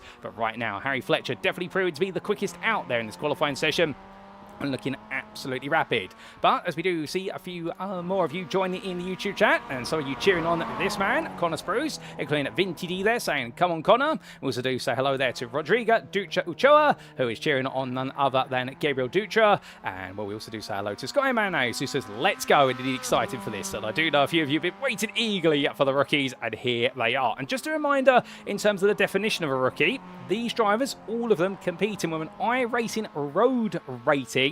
Of iRacing does have separate ratings for different disciplines, but a road sports car rating of 1,850 or lower. They cannot have passed 1,850 in their iRacing career. So some drivers here, they may be experts of other disciplines. For example, they could be in theory an expert of rallycross. However, they have not become an expert in what is road racing, and therefore it does mean that's what I consider rookies out there. So you're going to see drivers who definitely make some mistakes out there, but they're full of enthusiasm, and that's the most important thing. And this man who parks up here, having gone 3rd place, Thomas Stevens, one to watch out for, because many of you may remember, of course, he was due to start in the front row alongside Harry Fletcher, and in the end he had a technical issue which meant he couldn't even start the race in race number 1, and he had to start from the back of the field in race number 2. It definitely wasn't a happy day in the office for him, but he did put on a good show to try and fight his way through in race number 2. For Finley Secker, on his final qualifying lap at the moment, he's going to be one of the very last drivers to get a lap together. Keep in mind, of course, all these drivers right now in a lone qualifying session, so that means they all go to an isolated instance of the circuit. They cannot see their rivals,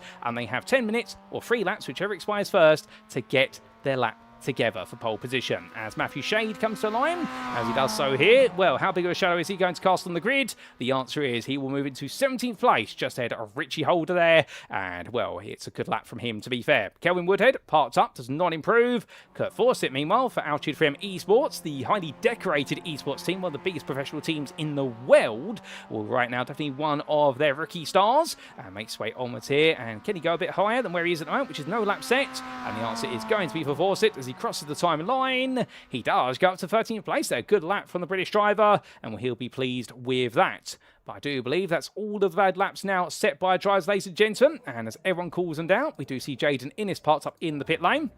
when he makes his way to his stationary halt and when he gets out the cars. We look to the scenic view for about a minute, and well, we do have Harry Fletcher then, who takes pole position, back-to-back pole positions, but this time not quite by the absolutely staggering margin we saw at Snetterton of 1.3 seconds, this time just shy of a second. But remember, qualifying is just one part of the story, and look who is on that front row with Fletcher. Craig McCracken. I said only moments ago, watch out for him. We believe if he has a good qualifying session and he's able to get a good start to the race, he could really prove to be a forward in anybody's side for the win, if not at least that podium. Thomas Stephen as well, starting third there. Only a grand total of 6 thousandths off of the front row. That's incredibly tight. And then we do see Finley Secker there in fourth place. And well, we expect Secker to be right back up there. The number 6 driver absolutely galvanised. But as we do see Ben Siever there at 5th, well, he'll be happy with that. Now there's plenty of time to go. We do say hello to Joey Drink there, who's cheering on Harry Fletcher as well. We've definitely got a few Harry Fletcher fans out there. And indeed, whoever you're cheering on, ladies and gentlemen, good to see you tuning in. And do feel free to say hi. Don't be shy. Let us know how you're doing today. And I do apologise here if I do mumble over my words a little bit. It is a little bit hot in the content. If we have got a fan on, albeit still, we are breaking a bit of a sweat in here. But without further ado, I can only imagine how much our drivers are going to be sweating, because it's time, ladies and gentlemen, to make our way to the grid for the first of our 2 races. It's now time for the race 1 of round number 2 of the 2026 Rookie Sportscar Cup, brought to you here from Rudskogen. And as they make the way all onto the grid, this is how they'll line up for the first of their 2 races in round number 2 of the championship. It's Harry Fletcher who takes pole position, making it back-to-back pole positions for EFR with Rotor Racing. He'll be joined on the front row by Craig McCracken, the privateer who takes his best qualifying points season so far. Then we do have Thomas Stephen, 3rd placer, not able to match his 2nd place from Snetterton, but comes very close to it. And Finley Secker starts in 4th place for Drive Lounge Racing. Ben Siever and Jaden Ince of DCW Racing and the privateer outfit line up together on row 3 ahead of Connor Spruce and Gabriel Dutra. Then we do see on row number 5, it'll be Lee Robertson and James Rogers. And I'll tell you one thing, Lee Robertson was absolutely excited to go racing today. And well, he's starting on that 5th row. He'll be happy with that. Row number 6 is going to be Mark Martin and John Shorter completing the starting order. John joining the grid and signing up after round number 1. Good to see him joining there, and good to see a number of drivers getting on the grid. Absolutely excited by the prospect of round number 1's broadcast from what I hear. Then we see starting 13th, it's Kurt Fawcett ahead of Richard Revens. And then it'll be Anton Grabowski ahead of Kira Boylan on row number 8, with row 9 being Max Moron and Matthew Shade. And completing your top 20 and all the drivers who will be competing today, as I understand it, it'll be Richie Holder and Kelvin Woodhead. And that's how they'll all begin the day. And well, a big shot there for Max Moron, starting in 17th place of Sim IT Esports Racing. Not where you wait to start, but ladies and gentlemen, the grid is almost set, and now we are just waiting for the lights. And well, it's fire lights. And it's lights out and away we go for the 1A race today. And goodness me, what a launch there from Matthew Shade. Something tells me he's jumped the start to do that. But to be fair, I won't call any more on that until we have it confirmed. But Matthew Shade has leapt into lead already. I think he's gone way too soon. So as the rest of the field comes on through, well, Matthew Shade there, he was in and gone. Meanwhile, Fletcher does break away with Craig McCracken there. And right as they come on through the corners, well, we can see all the drivers safe up through the open few bends. A couple of 2 wides as they make their way onwards. And well, we do see John Shorter there as one drive very wide. Coming back onto the road, not quite sure who that was, but they all power the way onwards. But right now, time will tell us very soon, as Mark Martin falling back down, 3 wide there in the mid-pack as they all come down the hill. Matthew Shade had a bit of a moment, and I wonder, well, there's Shade parts up, so Shade's giving all the places back there, and I think he's recognised he's jumped the start, so therefore he wants to give the places back. Sadly for him, he will get a black flag from iRacing, regardless of his gentlemanly demeanour, and well, the problem is now, he will essentially have a black flag that says he has to come into the pit lane and serve what will be a stop-and-hold penalty. So, Matthew Shade, I think, has towed to the pits, in fact, realising that his race may be done for, although it's a bit unfortunate. We'll have to wait and see what happens with Shade. Not 100% certain on that at the moment. In fact, I think he is still going now from what we hear. But meanwhile, Kurt Fawcett finds himself in the thick of the fighting as they make the way through the hairpin. We lose Fawcett, and he rematerialises right in front there, Mark Martin. I don't think Mark had anything to do there.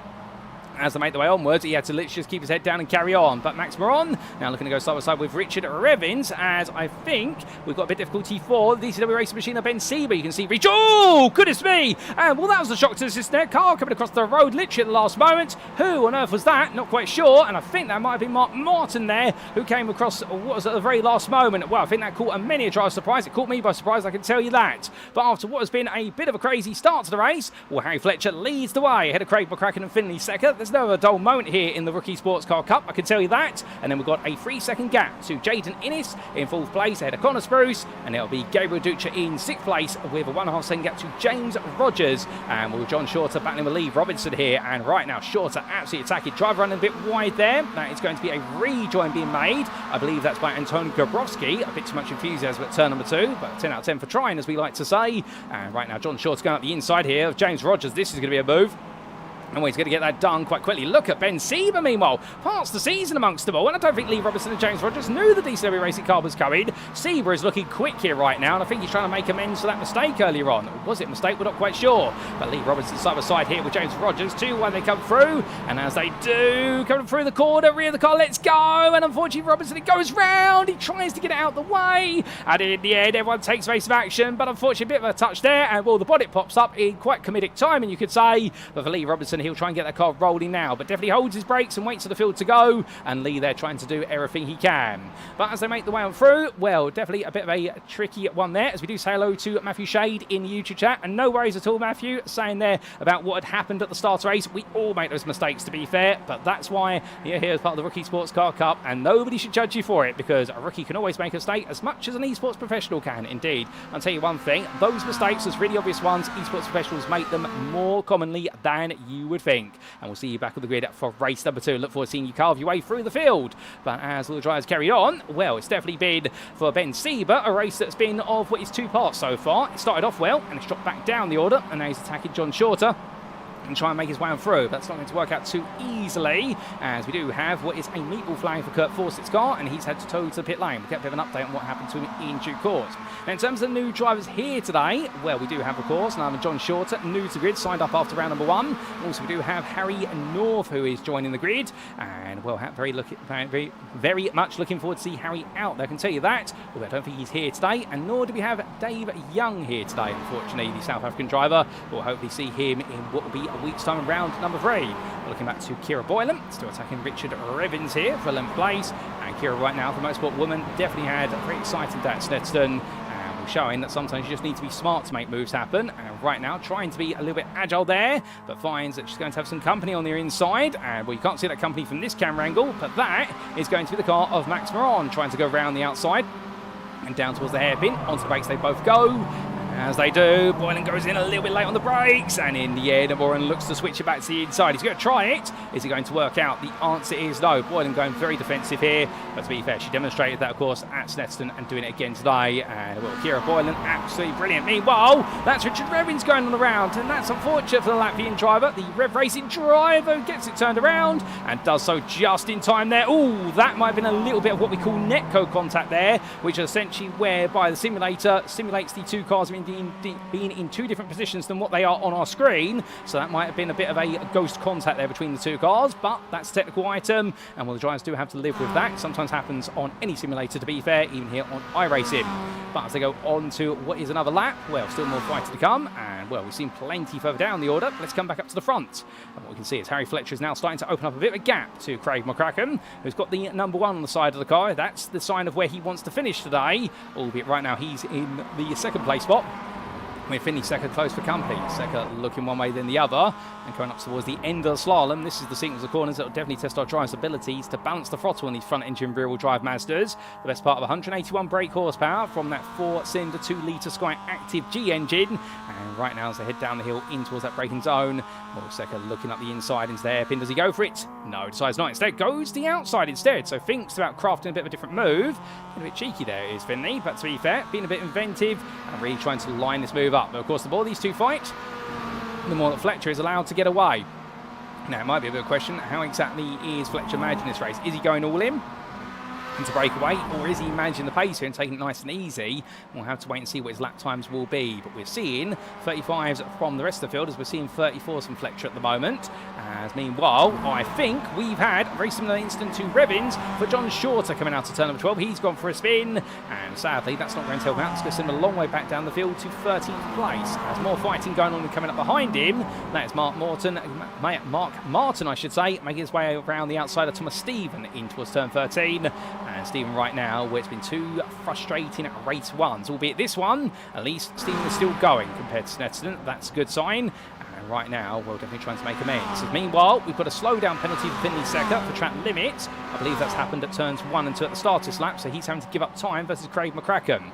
And we're on your screen right now, Mark Martin having to go as defensive as possible versus Thomas Stephen. And Stephen right now, I think, wants this place back as quickly as he possibly can. As they come through turn number 2, down the hill they get ready to go. And right now, Richie Holder there, very, very eager to break away. And Thomas Stephen may help him with that for a brief moment here as he's going to look up the inside in towards turn number 2. And well, that's going to be a move made just like that. That was absolutely buttery smooth there, albeit that's going to be Mark Martin looking back out the inside. So for Thomas Stephen, it was a perfect move, but he left the door wide open. And Mark Martin said, "Don't mind if I do, Thomas." And in the end, well, Martin's going to lose out through the slalom sequence as Richard Revins now closes up behind. As they make the way through, we have lost a driver from this race, Matthew Shade, of course, in the pit lane due to what happened at the start. He'll be back in at race number 1, but otherwise we do have 19 runners out there, 2 a lap down at the moment of Lee Robinson and Kurt Fawcett. Both the cars that have been prepared. But as Richard Revins holds onto the back of Mark Martin, let's wait and see when he can potentially find a move. What a dramatic start it has been, no doubt about it. And well, ladies and gentlemen, as we look back up to Craig McCracken, as Harry Fletcher goes through the bottom of your screen here. He's a bit camera shy today as Harry Fletcher. Well, that's just how quickly he's trying to run away from his rivals. But right now, McCracken going defensive versus second. I think we're going to hold the phone on getting some replays because we're going to see this battle play out. And that's going to be looked from one side to the other from Finley Secker. And, well, right now, Secker can definitely make the moves, but where's he going to get the move done? That's the question. Makes his way along then, coming down towards turn number 2. As he does so, looking towards the inside here. What's it going to be? And the answer is going to be on to the brakes, all in, and well, goes all in the anchors. Will we see Craig McCracken now try to switch it back by the time they get through turn number 4? The answer is no. So Finley Secker finally gets that move done, and he might now be able to break away unless he makes a mistake. Smart move there. Craig McCracken didn't defend it too hard, but I think his thought process was that the number 6 driver may have just overcooked the braking zone a bit, but not to be. But for McCracken, even if he just finishes on the podium in this race, I think he'll be a very happy man at that, given he was definitely pushing for the podium at Snetterton, but it was a long way away. But as the drives carry on, well, we do see a few more of you there in the YouTube chat, including none other than Jakob in the TSRC chat, plus also Rich down to 0, and we're both of you there cheering on none other than John Shorter, and we're both talking about what's happened to John. But as everyone continues to push on at the moment, and indeed so many John Shorter fans out there, well, John's still going, I could promise you that. There he is, albeit he's running 13th at the moment with no real dance partner to play with. He's got a bit of a gap to Thomas Stephen, behind him 3.5 seconds, but he's also 4.5 seconds off Kelvin Woodhead, and we'll need to try and close back up. There's Kira Boylan just ahead of Woodhead at the moment, with Max Moron also there, but as we do have a little bit of a lull in the racing action, as all our drivers right now get themselves settled into a tough race here at the Rakestad circuit. Well, let's bring you up to speed with some of the big moments in the race. We go back in time. And of course, this was the race start, and there you can see Matthew Shea jump in the start, and good on him for what he's done here. Now, some of you might be saying, is he being dangerous the way he's done this? No, in fact, that's what you should do. If you jump start a race that early, go. Do not stop, because if you stop, you've essentially jumped the start, you're already going to get a penalty, and on top of that as well, if you then suddenly stop in amongst the field and the field gets going, they've got to deal with a car that is not what is in control at that point. So the driver essentially is not stopped, they're not going at full speed. Instead, what they're doing is just simply moving all about. But they would have all seen that car coming in their wind mirrors, and well, that's what happened at the start there for Matthew Shea. So did well there not to panic and just simply get on with the race start, and then everyone else started afterwards, and well, everyone would have seen in their mirrors that. Of course, it's always difficult with a jump start, but indeed did the right thing. But Thomas Stephen having a bit of a difficult start as well, falling all the way down the order, and well, slippery slope for him. Can we get the on board with Thomas Stephen there as he went racing? So this was the on board from Thomas Stephen, and let's listen in. And in the end, I think, as he went, so got a decent launch there. And in fact, it was. Harry Fletcher had a bit of a slower start compared to those around him. So Stephen looked to the inside, and as he did so here, well, on a very tight line. I think this is going to be at the root cause of where things do go a bit wrong for Stephen, as he then made his way out the corner. And as he did so, well, ooh, goodness me, and it went very sideways there. Had to collect the car together, and that we didn't quite see. And, well, he managed to thread the needle in amongst all the space. So Stephen definitely pulling it back together, and, well, he made his way onwards. Well, the whole field then just went around the outside. But that has been an exciting moment there for Thomas Stephen, not the way he wanted it to go. Meanwhile, we also did have this for Kurt Fawcett on the opening lap. And this was the Altitude 3M esports driver, I think, disappearing for a brief moment and then coming back into our picture very shortly. And there he was. We lost him again, and unfortunately Kira Boyner at that point had no time to react there to the Altitude 3M esports car. That definitely was a bit of a sudden shock appearance there. That's not what you want to see, but still forced it then picking up that damage and having to come into the pit lane. We did have a bit of difficulty for Mark Martin on the open lap, as he made his way through turn number, I want to say 12, and in the end, well, a bit of the netcode connectivity or discontinuity, and that did send him on around. But as he got himself turned back around, Thomas Stephen then had a lap 2 not to remember. This was as he was trying to recover his way back through the field after that sideways moment on lap number 1. And well, the privateer here made his way through turns 3 and 4, and the rear of the car completely letting go there. Just no weight on the rear of the car and too much momentum into the corner, and that's always going to send a front engine rear-wheel drive car around. Lee Robinson as well had a bit of difficulty. Lee was at the time attacking Ben Sieber, who was trying to recover his way up through the field after a bit of a theatrical lap 1. And here side by side, and in the end just a small potential tap there. It may have been actually the elevation change in the road that sent it round. And in the end, we're trying to get the car out the way, and well, being clipped a little bit. Well, thankfully, was able to avoid adding any more into the instant, and I did well there to be a bit patient. But we did have that happen for him, and we did have this for Richard Revins a lap later on lap number 3, and the Rev Racing driver made his way through turn number 12, and the corner catching out too much apex curb, a lot of momentum into that left-hander, and the rear just said no. And sadly for John Shorter, it was a similar situation as he came through, slightly different camera angle, took all the apex curb in the world, and it completely looped on in there just like that. But those are some of the big moments from the start of the race, ladies and gentlemen, and we make our way back to your live racing. And as we do, well, we do seem to have a bit of a glitch there, albeit we've now finally get ourselves back onto screen. Apologies for a slight delay. And well, Harry Fletcher leading still with 6.5 minutes to go. Finley Secker has opened up a bit of gap now to Craig McCracken. And well, Jaden Innes currently in 4th place there as he makes way onwards with Connor Spruce for close company and making the way onwards. As they do, well, we do say hello there to Logan History, who says audio, and we're not quite sure what's happened there. If you've noticed something that's a little bit wrong, Logan, do let us know on the broadcast in case you've spotted something we haven't. Oh, hold up, we spot that, and that is Craig McCracken going very much around there. Not the way he's wanted it to go, and that has gone very sideways for Craig, no doubt about it. But as he brings it back together, well, the Scottish driver there, and a big old spin, and well, definitely not the way he wanted it to go whatsoever, and that promotes him demotes him all the way down to 5th place, and well, now tries to get it back together, but as he does so, well, for the 57 driver here, definitely a bit of a frustrating moment, but I think we might see some mistakes from other drivers, as James Rogers has had an error, and I believe that's at the turn 10 hairpin. So the Canadian driver in the 42, he's going to fall back down behind Kira Boylan at this point, and well, who's in 8th place at the moment, I hear you ask, and looking for that pole position in race number 2? The answer is going to be none other than Gabriel Dutra, who right now, if he was to finish there, he'll be your pole sitter for the second race, and he'll be joined to that front row by Anton Gabrowski. I suspect both drivers at this point will be trying to work together as much as possible here to make sure they don't upset proceedings from each other. Making their way onwards. Well, the number 24 driver here still staying close. Still plenty more fighting between them, and it's going to be exciting to see what comes next. As we also do say hello there to Carbis, 3, and well tuned on Connor Spruce there by the looks of things, and Spruce of course up into 4th place. Gabriel Dutra right now attacking Gabrowski, and well, looking to try and close that gap down. 5 minutes still left, plus the final lap of course, and well, any moment a driver could make a mistake, no doubt about it. Well, Dutra will definitely be wary of the fact that should he make an error, he could throw away the opportunity of pole position here. So, as much as he'd like to attack and gain a few more points, does he play it smart? Well, I think the answer is going to be that move is going to come to him at this point, because that was not the best of runs coming out to turn number 4 from Anton Gabrowski. And, well, gets all out of sorts then. That's the interesting thing about this slalom sequence from turns 4 all the way through to turn 8. If you get one corner wrong, the rest of them sunny, you're always on a difficult line. You're off the racing line, and that opens up an opportunity for the driver behind to attack. And Dutra looking around the outside here. Does he get the switchback coming through the hairpin? The answer is yes. Lovely move here from the Brazilian driver. Now looking all the way round. He's going to put him on the outside for turn number 12. This won't be easy. Now, does he brake early or does he brake late? He goes for another switchback here. Takes a lot of curb. Make sure to keep the throttle planted there and opens up the steering. And now makes his way into 13-14, trying to go around the outside. But, again, long extended right-hander. And as he tries to cut it back, and his game plan, of course, will now be to see him get the better run slingshotting off the corner. And the answer is going to be, by looks of things, no, it's not going to work out. But Gabriel Dutra definitely showing a lot of awareness of the flow of the circuit, and finding that flow can be very valuable with regards to being able to make a move. But in towards turns 1 and 2 they go. And well, between these drivers at the moment, there's very little between them, and Kira Boylan and Max Moron are closing closely, as Max Moron being the first driver to come up behind the group. But as they make the way on towards this 11th tour of the circuit, or a bit further behind, Kelvin Woodhead, he's still in a happy 12th place, chasing after James Rogers. Rogers, of course, outside the top 10 now, as a result of incident earlier on.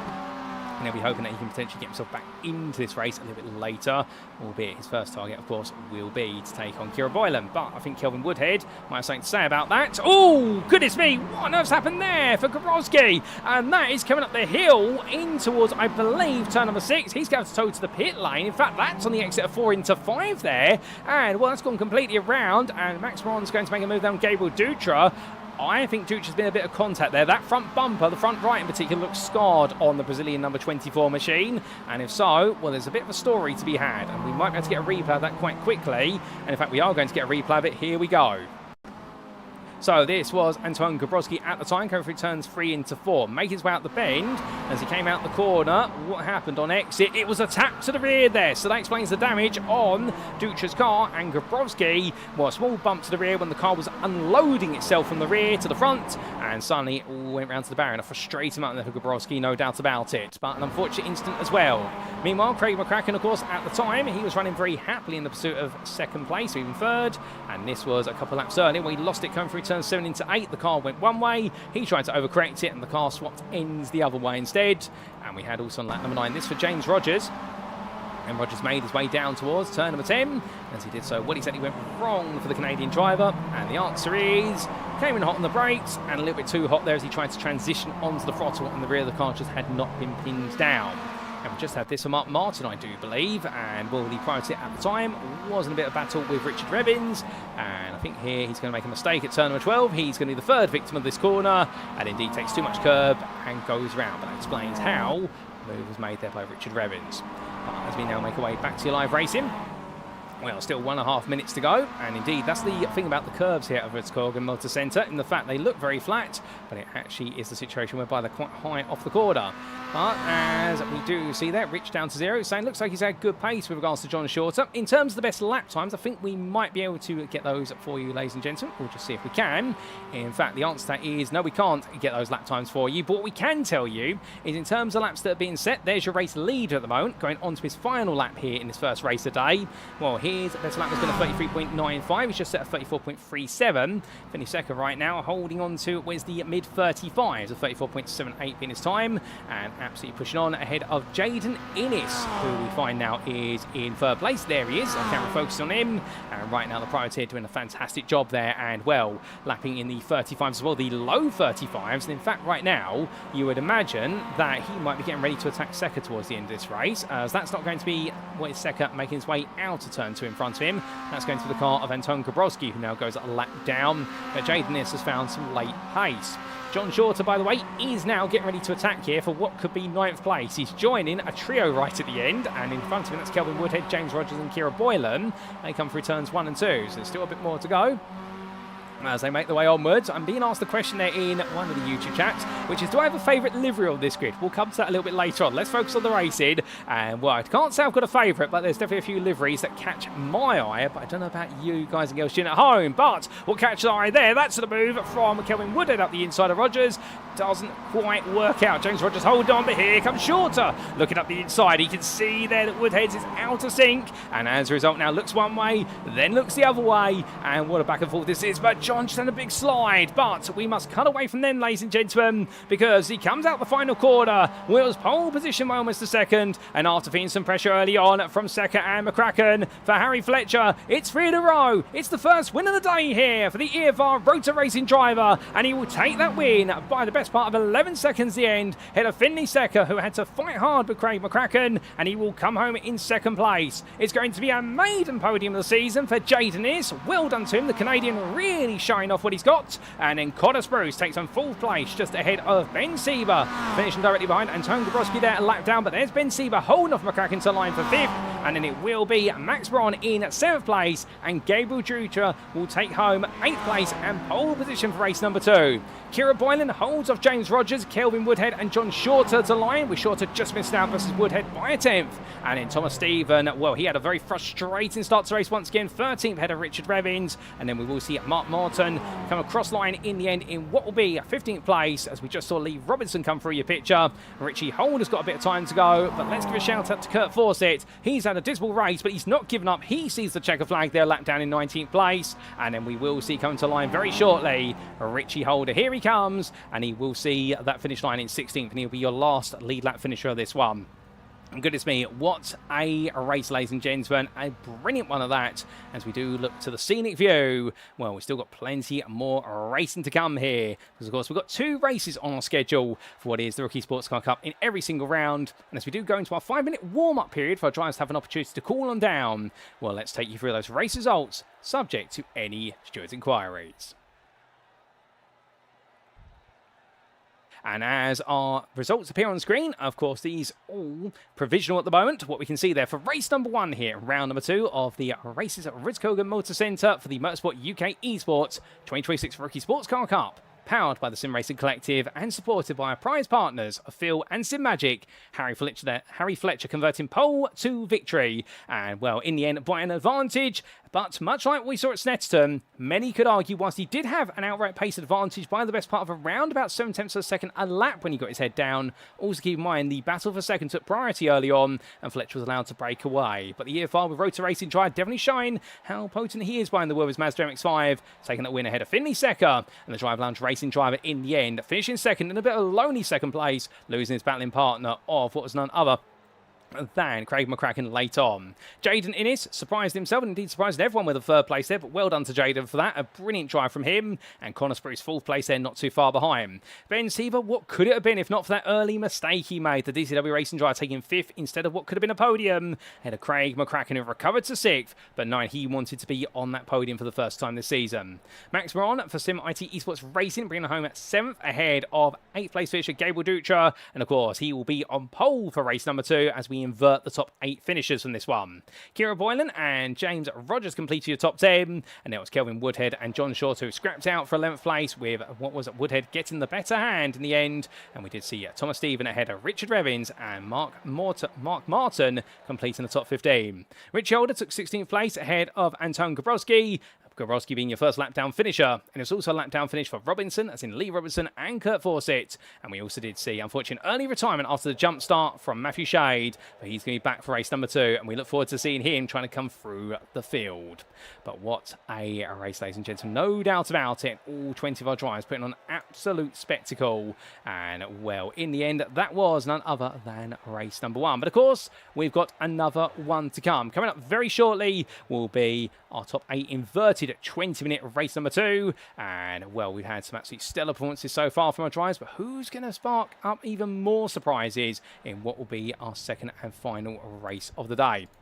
Now, of course, Harry Fletcher sitting there in the pit box at the moment, but he thinks to himself, well, that's exactly how I wanted to start off the day, but now he's going to find a way to try and make it 2 from 2. But remember, of course, he will start in 8th place and he has to fight his way through. He did that, of course, in what was round number 1, Snetterton inverted grid race, quickly making his way into 3rd place come the end of the open lap, only then to find some very stiffer competition in front of him. But a lot of our drivers right now out of their cars, not in the pit lane as well, so it's a bit of a quiet circuit. Fletcher and Secker both in the pit, and Richard Revins putting in some more time. But many of you already saying there, in the Motorsport UK Esports YouTube chat, the fact that it's going to be an interesting race of Sky and Mayonnaise. I take the words directly there from our viewer. And we'll come back to the question of Carvis Free, which is with regards to, I know there's no bias on drivers or teams, but does Paul Walsh have a favourite livery? And, well, your answer to that question is, I can't have a favourite livery, but I can definitely say some liveries are eye-catching out there. The DCW Racing livery that you see from Ben Sieber, there's a bit of a story to that livery. That is the DCW Racing livery that has been run on their cars for the best part of a decade. I do know they're planning to modernise their livery soon, but DCW Racing have been a very long-established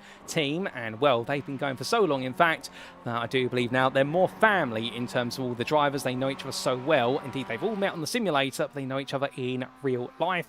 So that's one that definitely catches my eye. Another one that catches my eye, of course, is Harry Fletcher's livery. That combination of brown into blue into yellow striping always does look quite poignant on the car and definitely a bit iconic. Richard Revins here, of course, as well does have quite a lovely livery. A very straightforward one, to be fair, with the white with the red stripes. But to be fair, you could say they go faster stripes and they're pushing them on all the same.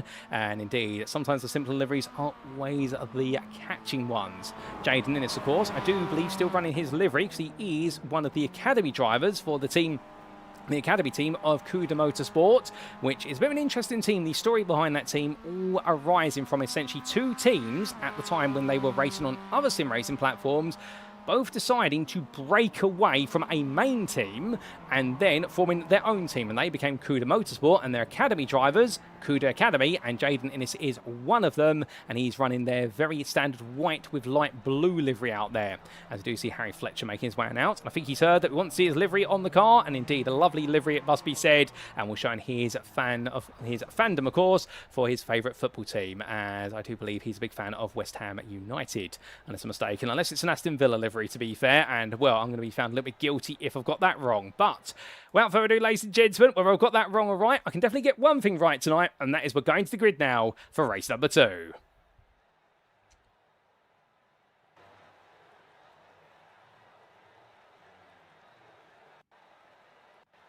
And as we do make our way to the grid for the second and final time today, this is how all of our drivers will line up with the top 8 inversion of the results from race 1. Gabriel Dutra takes his first pole position of the season, inverted grid-wise, and he'll be joined on that front row by Max Moron. The Sim IT Esports racing team driver there, taking a season-best qualifying start, and indeed taking an even better start for this race. Craig McCracken and Ben Seed will be on row 2, and then we will see Connor Spruce and Jaden Innes on row 3. Row 4 completing that top 8 inversion, Finley Secker and your race 1 winner of Harry Fletcher. Then on row number 5, Kira Boyner and James Rogers will complete that top 10 ahead of Kelvin Woodhead and John Shorter. Outside of the top 12, it will be none other than Thomas Stephen and Richard Revins, ahead of Mark Martin and Richie Holder. Then we'll see on row number 9, Anton Gabrowski and Lee Robinson, and completing that grid, Kurt Fawcett and Matthew Shade. And keep your eyes out for both of them. They'll be hoping for a much happier race compared to their race number 1 of the day. But all the drivers are almost in position. That's how all 20 of the drivers will line up. And as they all get ready to go for the second and final time today, well, it's going to be very exciting to see who exactly can put the rubber down and who is going to lead the way to the finish. But as we see Gabriel Dutra absolutely ready to go, and well, we can see there Jakob, I do believe that's Jakob Lusnak, who is cheering on none other than John Shorter. Jakob, a question for you, or indeed I think it might be Rich down to 0. In fact, I need to ask the question too, and that is with regards to the fact that you're going to be seeing John Shorter racing at Brands Hatch at the end of this month in July. Do let us know what John Shorter is racing in series-wise, because I'm sure there'll be a few who are very interested. A lot of these drivers as well are definitely looking to potentially take their first steps into real-life motorsport, and the great thing about iRacing is it is a launch pad for what is your first ever experience behind a car at racing speeds. And when you jump on the simulator and then go to a circuit, you'll find it's about 50 to 60% of the way there. And I'll be transparent with you guys and girls at home. I take my cars on track days. I use iRacing to get myself set up for a track day, not car setup wise, but to familiarise myself with the feel of a circuit. It's not the same always. You don't have the physical G-forces, but it gets me about 50% of the way there with regards to my familiarisation. So I'm in the right place at the right time to know exactly where my braking zones are and what are the trickiest corners when I do go out and track myself. And I suspect a lot of drivers will be very keen to use iRacing as their launch pad into real racing. But we are just waiting for one car to make its way into position at the moment. I do believe Mark Martin right now getting himself set. But without further ado, ladies and gentlemen, here come the lights. It's 1, it's 2, it's 3, it's 4, it's 5 red lights. And it's lights out, away we go for the second and final race of round number 2 of the championship. And Gabriel Dutra gets a good start, but look at Max Moron as he tries to pin himself to the middle of the road here to cover off Dutra. And well, will he get the run through the opening quarters? We will see here. Too wide they enter in. He's going to go round a big clatter there to the front bumper of Gabriel Dutra. Well, that was definitely a bit of a shunt, but they both survived that. Oh, what's going wrong in the rear of the picture? That's going to be 5 wide for a brief moment. And I think John Shorter finds himself once again hemmed in. Oh, car going across the road. That's a rejoin onto the grass and then back onto the tarmac. And I believe that's the spinning car there of Richard Revens, I want to say. Mark Martin not taken to the grid due to a technical issue of the car, but meanwhile, what's going on at the front of the field is there's plenty of fighting still, as Finley second, Gabriel Dutra go battling with Harry Fletcher and Connor Spruce together. It's been an exciting start to the race, and well, Harry Fletcher up to 6th place already, Gabriel Dutra being muscled down the order into 5th. As they roar the way on through the quarters right now, well, we can see as they get ready for turn 7 8 here, more fight in mind. That's James Rogers too, with Kira Boylan, and these two have plenty of fighting to say in the final 10 minutes of race number 1. And right now, well, that's cold tyres there and a little bit of power oversteer for James Rogers. He loses out versus Boylan here on the start of race number 2.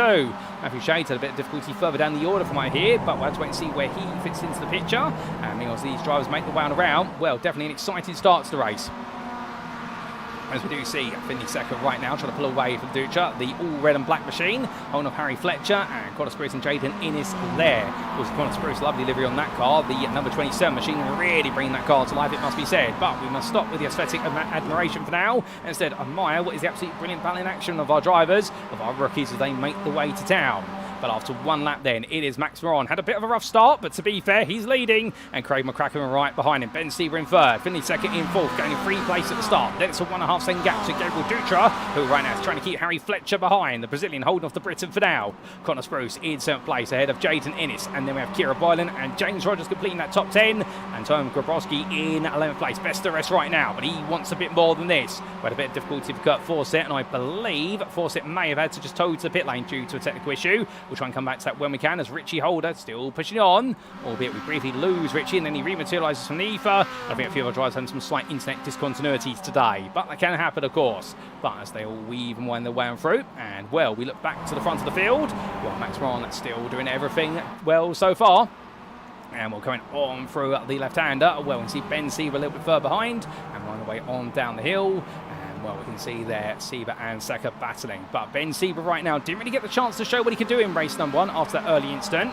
But in this one right now, he's got a brilliant opportunity to really reveal his fangs. He makes his way through these corners. And, well, right now, defending hard here versus Secker, as Moran and what is McCracken, they're getting ready to fight each other as well. So it's getting a little bit dicey at the front. Meanwhile, further back here, we've got some change afoot. And I think that's John Shorter coming over the hill. And he's trying to find his way past Kelvin Woodhead. And James Rogers on the inside of Shorter, and right now Rogers is not letting this go. I think John really does want to get the move on here. I think he knows that he has got the pace to try and go for a top 10. It's just not working out for him at the moment. It's a bit frustrating for James Rogers, but understandably there will be more time to go.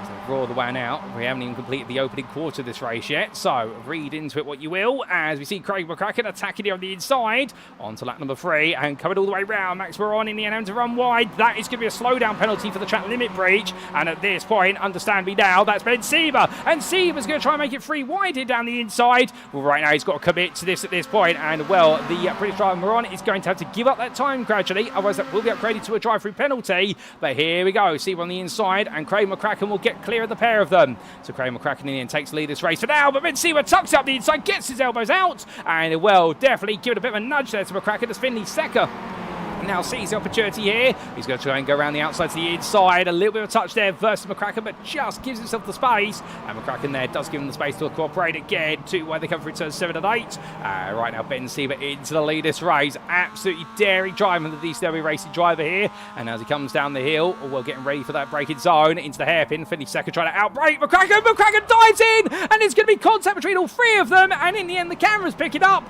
And well, Ben Sieber for DCW Racing definitely been elbowed out there. And it's Snetterton all over again for what is Ben Sieber in terms of the fact when he's looking for a chance to win. In the end, well, he's definitely going to be settling for a podium this time. He's going to be settling for far further down the order. But Craig McCracken right now in the attack. And well, Finley Secker's going to pick up all the pieces as a result of that, as Max Moron now looking for an opportunity. And we're coming all the way through turn number 14. Right now, the Scotsman here versus the Briton. And well, McCracken just inches ahead for now.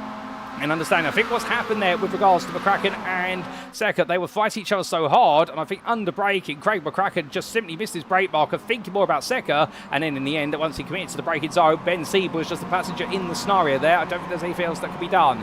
A very unfortunate one, and well, as they make the way around, we do say hello there to Jack Rowley, and well, all these drivers still pushing on as much as humanly possible. But as they all cover down towards turns 2 and 3 and 4, well, Gabriel Dutra right now still there. Harry Fletcher now up into 4th place, taking a bit of a sneak peek out the inside of Max Moron.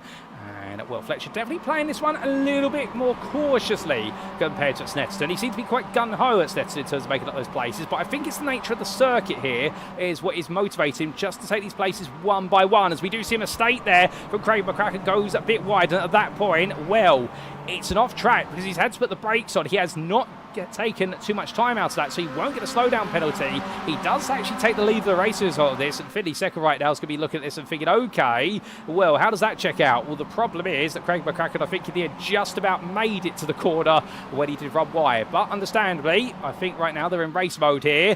Finley Secker's going to look up the inside. McCracken does give him a doorway in at that point, and I think it's going to be Secker who's going to go on the attack. And, well, definitely each driver's working absolutely as hard as humanly possible right now. But all their fighting going on, let's not forget we've got fighting going on further down the order. We'll try and pan to this as quickly as we can. As we do see Anton Gabrowski here with John Shorter. And James Rogers just started to break away a little bit in front of them.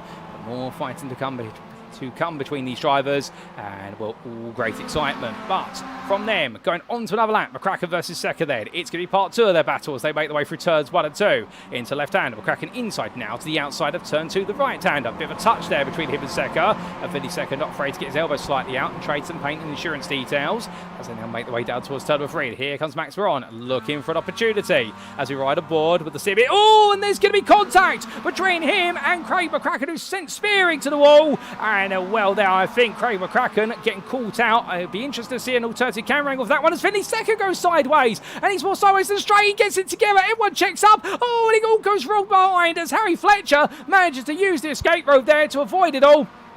And Connor Spruce comes through as well. And suddenly, Gabriel Duch up into second, Connor Spruce into third. And it all goes backwards down the order there for Max Veron and also Finley Secker. And I think Secker just overloaded the front of the car. And with all that weight going forward, suddenly it all went wrong for them. But what this does do, of course, is suddenly promotes a whole host of drivers who are at the back end of the top 10 into the top 5 for the first time today. And well, Connor Spruce up the inside of Gabriel Ducha there. I think there might have been a bit of elbows out between them. But I think Connor Spruce getting that move done as quickly as he could. And right now he sees a golden opportunity here to try and go from 5th all the way to the front. Harry Fletcher, meanwhile, 3 seconds away at this point. I think Fletcher at this point is going to be thinking to himself, well, the road's been made open for me. All I need to at this point now is get it to the finish line. And I wouldn't be surprised if that's what he does now, given the pace he delivered in race number 1. But again, doorway had to be open for him to do that. Gabriel Ducha, meanwhile, now having to dig in as much as possible. And as they make the way on out to turn number 14, down towards turn 1 he goes. And the Brazilian driver here now has a lot of friends behind him to deal with, including Kira Boylan, who'll be chasing her first podium of the season, Jaden Innes and Thomas Stephen. And he's trying to make it back-to-back podiums. Thomas Stephen, meanwhile, just loves to make it one podium here today if he can, in the all-red machine at the back of the quartet. As they come through on to lap number 6, well, still more to come, and well, exciting this one, no doubt about it. But we have had some big moments, and we will get some replays of those big moments very shortly. I think one of the first moments, of course, was what happened to Ben Sieber. Before we do that, however, Finley Secker in a car that's definitely missed the front bumper, as well as some other parts on the front. We're going to look for a move here on Anton Gabrowski. Car in a fit enough condition to race at the moment, although that damage at the front, that's going to make steering a lot more difficult, and he'll lose some straight line speed as he makes his way up the hill. And as he does so, Anton Gabrowski here right now having to go a bit defensive through the slalom as they get ready to peak out turns 7 and 8. Heading all the way out the rise, we see James Rogers just in front, and then John Shorter and Kelvin Woodhead behind. And these drivers right now, I think, trying to get back into a fight sooner rather than later. But as we get ready to see them make their way into the hairpin, well, is Secker going to go for the move here? Is he going to try and dive? No, not quite. Gabrowski goes defensive. Secker lulls him into it. It's a dummy. Secker sells it. Now can he get it done? Not quite. That doesn't quite get the momentum out the corner. I mean, you can see what he's going for here. Finley Secker channeling is in the Nigel Mansell. And, well, it's working out. It's putting Gabrowski on the back foot here. But look at John Shorter get ready to attack again. He's not out of this, is John. You love to see the 220 driver. No matter how many times he gets sent down the order, he does not give up. That is a plucky British spirit if I've ever seen it. But as he makes one out, well, right now, the 220 driver, seeing that Secker's run very wide. Secker using all the road and the runoff area. That will give him an instant point. That won't give him a slowdown penalty because he actually loses time being out there, given the fact there's a lot of marbles that get picked up, so he naturally will pick up a bit more friction, and also it will hurt his braking lines into the first couple of corners of the next lap, which John Shorter right now getting ready to pounce if he can, to go from 11th to 10th, and onwards he will try to go. But as he comes out the corner right now, well, behind him, there's not too much pressure from Kelvin Woodhead at the moment. Woodhead a bit too far back. But Kira Boylan, let's come to her versus Jaden Innes. And Jaden Innes up the inside of the number 14 driver. Boylan goes to the switchback here. And this could be a very smooth move from her. But what will Innes do here? Can he get it done? The answer is not quite. A bit of a touch between the two of them. In towards turn number 5 they go. Innes on the inside. Boylan outside to inside now through 6. And in 7, 8 they come. And a lovely bit of driving there for Kira Boylan. But here comes Innes back once again. Jaden Innes is not done with this battle yet, and he says it's over when it's over when I say it's over. And Boylan says, well, allow me to tell you it's over when I say it's over. As they come down the hill, still too wide into the hairpin, showing a lot of respect for each other. And Innes right now goes a bit too deep. Boylan now switching up, and as they make the way through turn 11 in towards 12, Innes is still on the inside. Now, does he go for it here, knowing how tight that line's going to be? He does, and well, that's going to compromise both their lines. It means that Gabriel Duch now will have a 1.5 second gap to play with. And look who's called caught up. And it's going to be more drivers there, but it's Thomas Stephen and Max Moron. As we are, Anton Gabrowski is causing the queue behind him with Finley Secker, James Rogers and John Shorter. And right now you've got quartets and quintets wherever you look. It's absolutely brilliant racing between our rookies. And well, of course, yes, there will be some bumps. Yep, there will be some scrapes, but to be fair, if there weren't bumps and scrapes, we wouldn't be looking at rookies, to be fair, and it wouldn't be classic MX5 Cup racing. But as they come through, in towards the left into right, Kira Boylan right now getting a bit firm there versus Thomas Stephen and saying, no, Thomas, you can go fight Max as far as I'm concerned. I've got a date here with Jaden, and meanwhile, you can have fun with Moran instead. But I think Thomas Stephen's not going to like that too much, and now heading down the hill. We've still got 8 minutes of this race to go, and I get the feeling it's by no means over in the fight for who's going to be inside that top 5.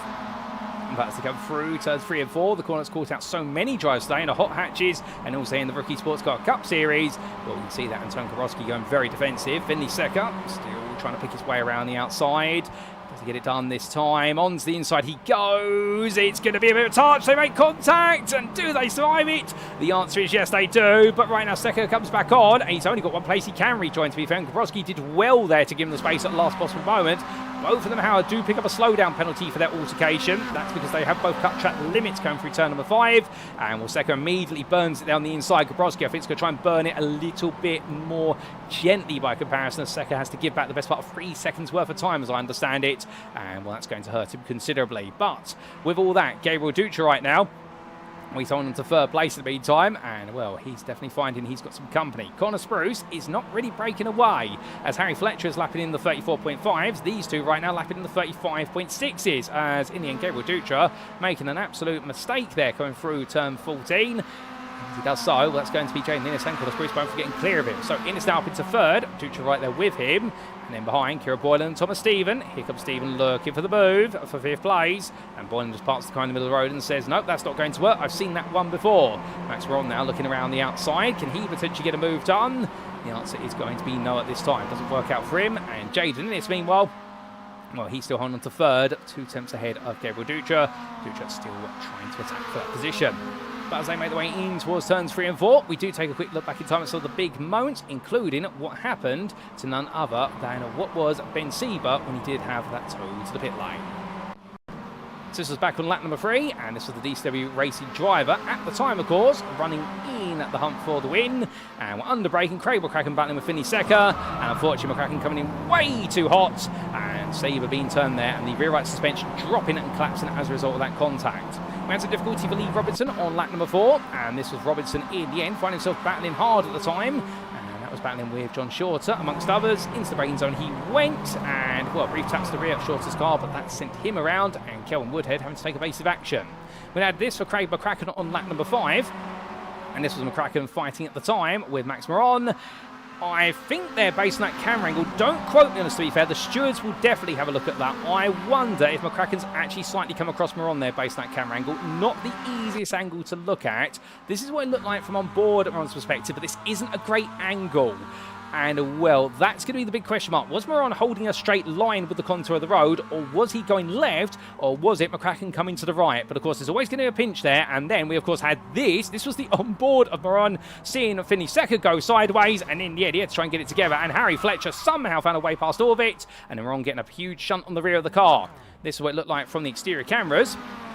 And as they made the way out through the corner, there was Secker getting it wrong. Moron on the inside line. Fletcher went all the way around the outside, and in the end, Gabriel Dutra tapping Moron on the rear, which sent him forward. Secker was trying to get it under control and clip the rear of Moron's car. It was a set of dominoes falling there, but well done to everyone for, in the end, avoiding turning that into an absolutely huge set of shunts. They did very well to try and keep that all together.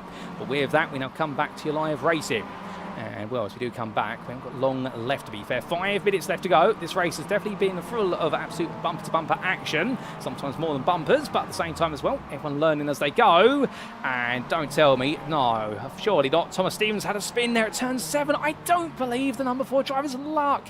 You couldn't make this up for him right now. He's got so much pace, and he's gone round there at turn 7. I think it's the tyres are just going on that car. And for Thomas Stephen, well, we don't want to see him down in 11th place. We want to see him up there for podiums. But here today, it's definitely been. He's got the pace. It's just not worked out. And as he gets it back together, well, meanwhile, Max Moron, holding Kira Boylan at bay. These two still fighting for 5th. They have let Gabriel Dutra and Jason Innes get away. Well, John Shorter just behind him there, you can see he's there. James Rogers, Anton Gabrowski and Finley Secker. And right now John Shorter absolutely flying high. He's making a lot of ground, is the man who definitely had that difficult race number 1, finishing 12th place in the end. But right now he's really enjoying himself out there. And as they make the way onto lap number 11, we're going defensive initially versus James Rogers. What's it going to be in turn 1? Rogers goes to the move and Shorter then calls him at his bluff. And it's not going to be a risk of losing that place. And Anton Gabrowski here tries to get his nose in on the inside of the Canadian. Rogers at the end making his way on through and making the way on down. Well, right now the 42 driver holding his ground still. Now, a little bit of trivia regarding James Rogers, by the way. He's actually a British driver, but he's flying the Canadian flag. And the reason for that is, well, hold the phone on that, because Gabrowski is going to make the look at the inside there. And, well, we don't want to interrupt a brilliant battle. And Gabrowski gets that move done. Now, where will he appear? There he appears, coming out the corner, and Rogers backs off there.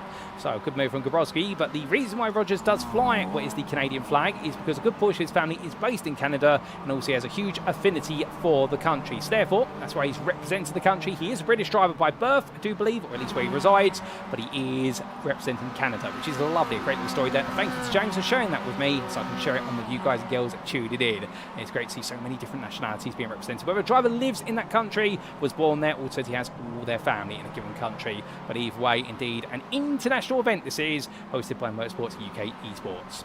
But as all drivers wind this race through, well, John Shorter right now definitely seeing if he can hold on to that 7th place versus Anton Gabrowski. Looking quite safe at the moment at least, although to be fair, one moment he's safe, the next one he may not be. And looking to the front of the field, Harry Fletcher right now onto his penultimate lap here today. And right now leading this race again by almost 12 seconds over Connor Spruce. And there is Spruce right now feeling that pressure from Innes and Dutra behind. And well, as these 3 drivers come together, who's going to be on the final 2 steps of the podium? Will it be Spruce and Innes, or will there be a change of foot before the race is over? And in all of that, let's not forget that we've got Richard Revins attacking Kelvin Woodhead here for 12th place. So these two coming back together. Revins had that difficult start to the race. Woodhead, meanwhile, had a bit of a frustrating mid-portion, but they're both not going to let those frustrations shine, and instead they're going to give us some actually great racing. And that's what we're excited to see as they come down towards turn number 3. Well, is it going to be Revins looking to the inside? The Latvian driver thinks about it, and once he thinks about it, I think he's going to commit to it. The answer will be into the braking zone. He doesn't quite get it done in the end. A bit brave on the brakes was Richard Revit, but was Kelvin Woodhead. And Revins there having to just wait a little bit longer. Tries to get his nose in at turn number 4. But right now, Woodhead just fended him off, but runs a bit wide. And going to have to go defensive by design through turn number 5 to make sure he holds the position. As they come up the hill, through in towards turn 7 and 8, that battle may take a little bit longer before we do see Revins get a chance. Going on Connor Spruce here, we still feel the pressure from Jaden Iddis, who right now, if he was any close at this point, I get the feeling they'd be too wide the entirety of the lap. Making the way onwards towards turns 13 and 14. One driver who already goes on to its final lap of today. The white flag waves. It's Harry Fletcher. One more to go. And, well, this is going to be 4 wins in a row. Should he see the checker flag at this rate? But as we come back to Connor Spruce, makes his way on through. And, well, getting ready for what will be and turn number 1, will Spruce here go defensive versus Innes? He is going to. So Jaden Innes should, in theory, have the better run through in towards turn number 2. Spruce has got to beat him to the braking zone behind. That's Max Veron passing Gabriel Dutra up the inside. So Veron now up into 4th again. But Connor Spruce there defending well as they make the way on through. And there you can see the battle in full splendour as they get ready to come down in towards turn number 3. But Innes now, with that momentum building, a bit of side draft as well, it's going to put him in an attacking position into that braking zone. On the inside, you've got to brake about 30 metres earlier than the guy on the outside. And in the end, Jaden Innes goes for it. And he does move to 2nd place. Lovely move from Jaden. And Connor Spruce right now getting ready to attack. But has he got any tyre life left? Has he got anything left in the tank here to find a way to attack? As Max Ron sits in 4th place at Gabriel Dutra. Well, that's your top 5 as it stands, with Kira Boylan 1.3 seconds behind, watching our distance, hoping that she might be able to get involved.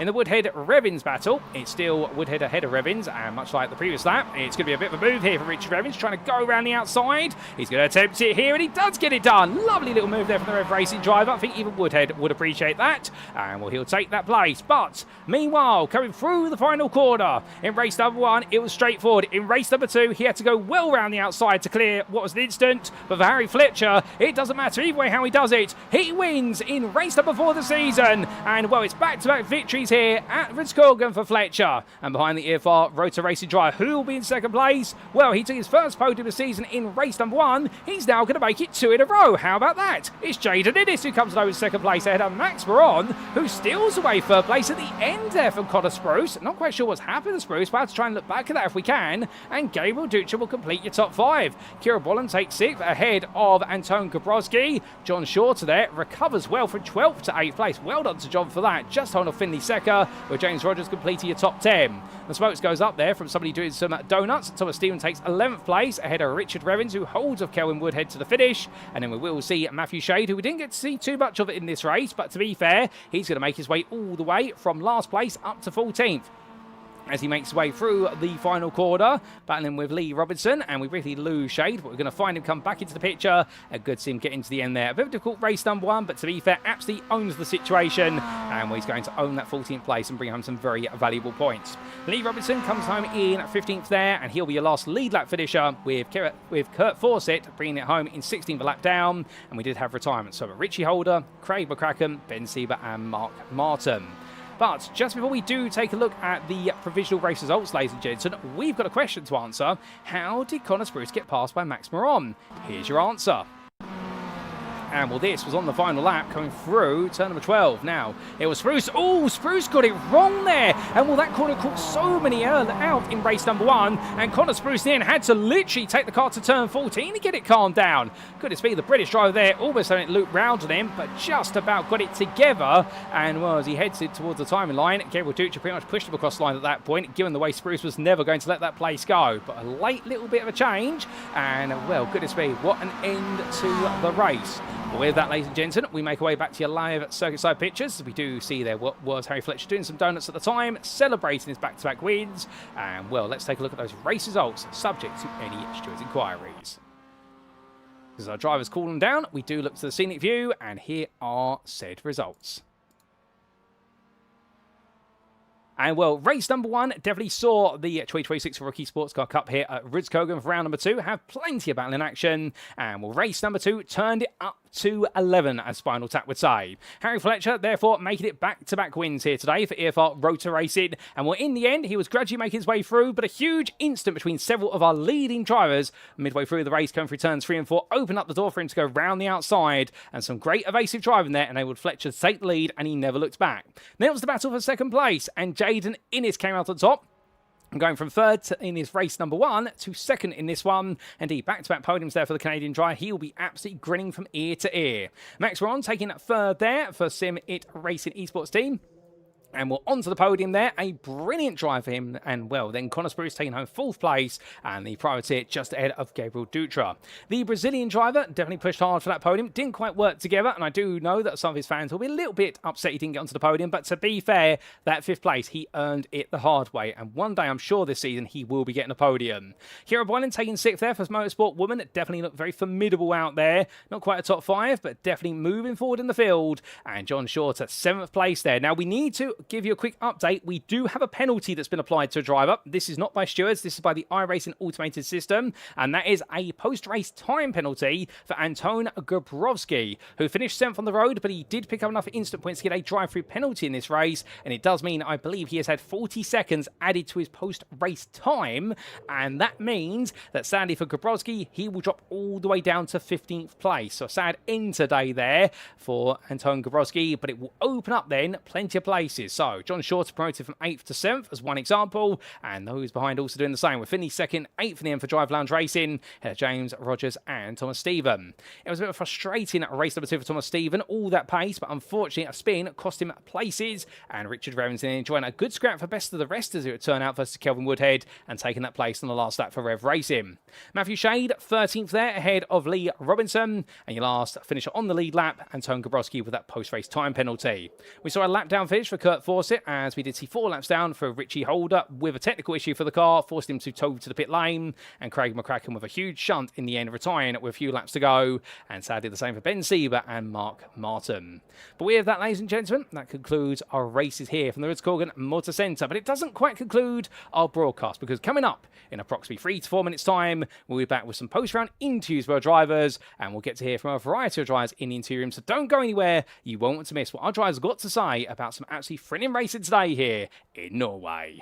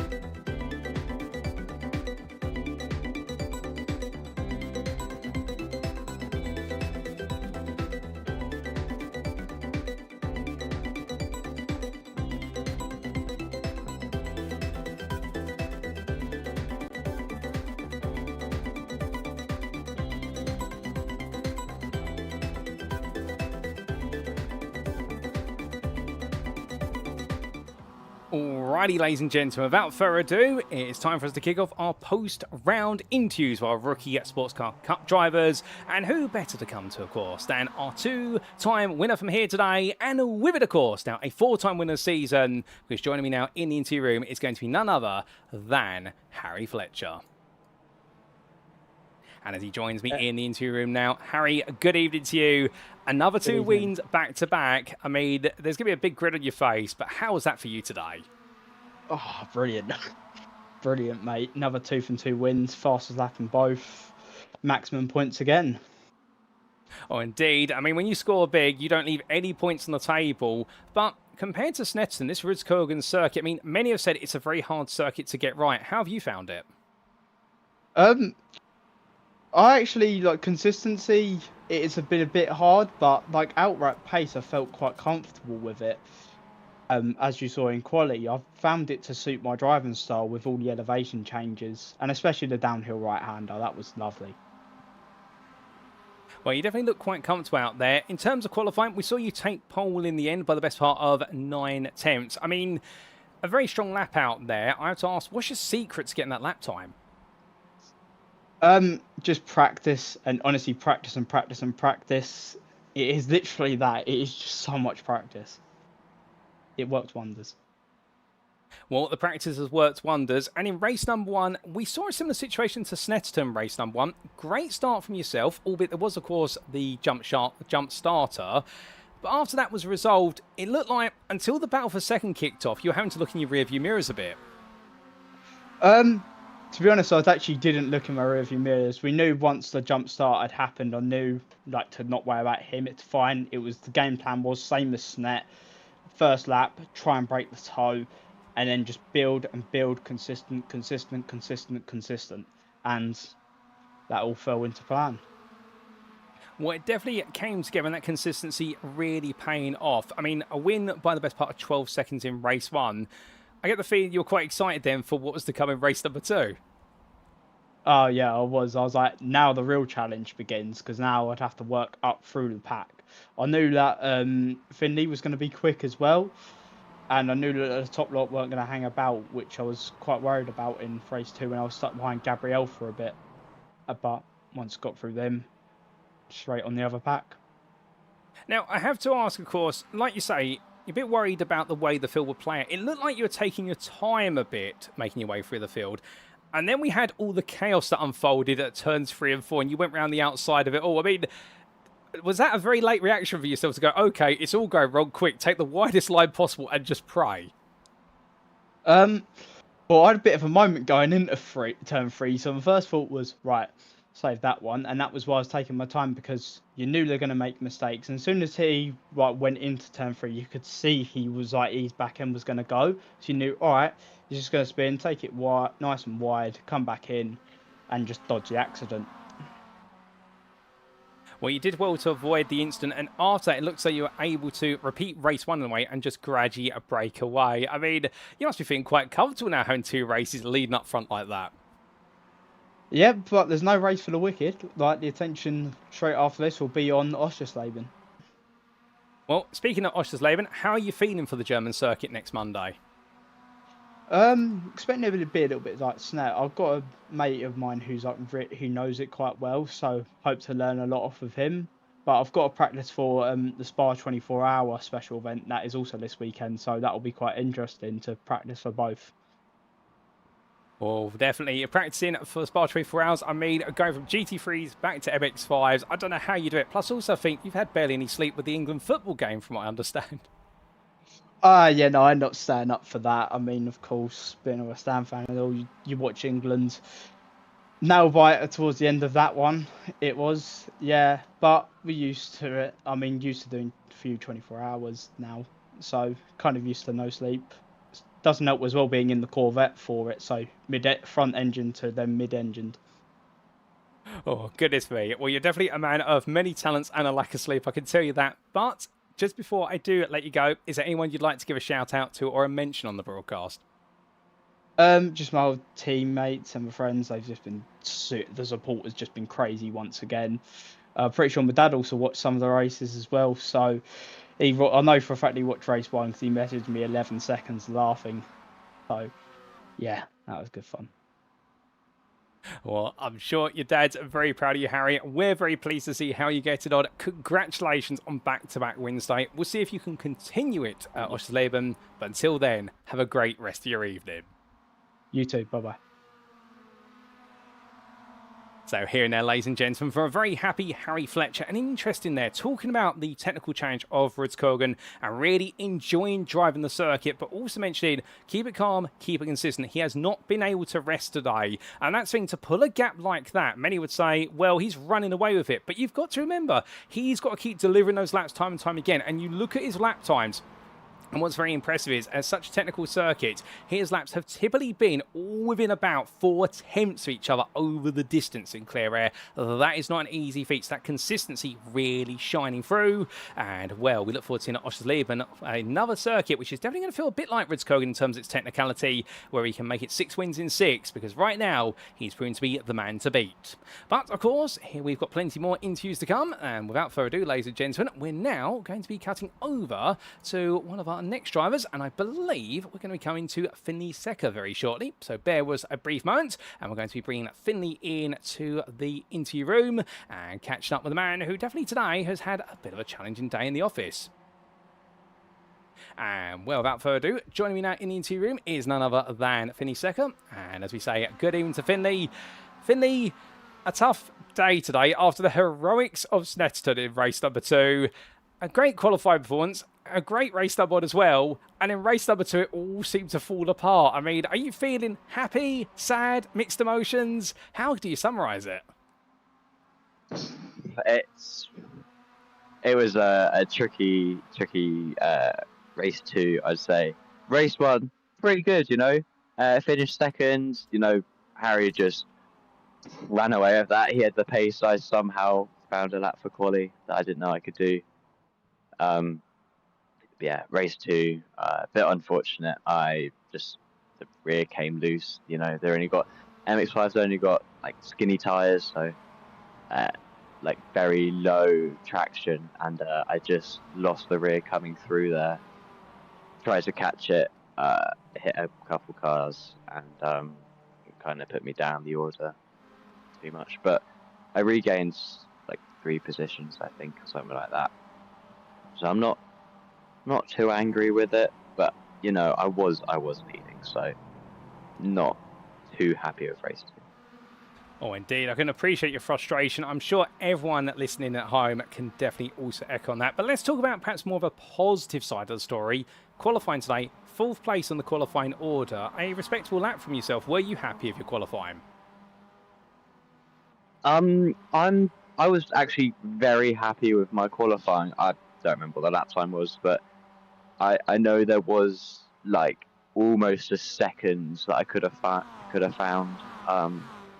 Because I don't know where it was, but in the practice session before the qualifying, I just found some very strange pace that I've not had before, and set like a very, very fast lap, even by my standards. And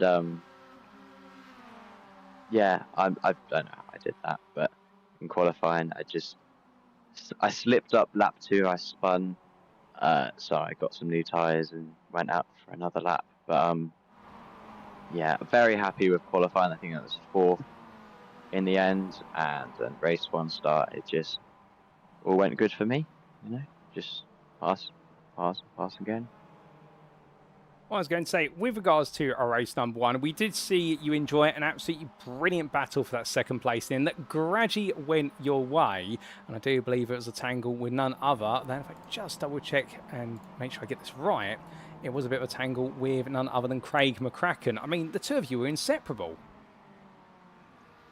You say that though. I wasn't really pushing because I saw lap, I think it was like 5, 6 maybe, his rear tires were starting to get warm, and he was starting to almost drift through the corners as he had very low traction. And in my mind I was like, I'm not going to get Harry. There's no point in trying to overtake him quickly to get Harry, so I'm going to just stay behind him.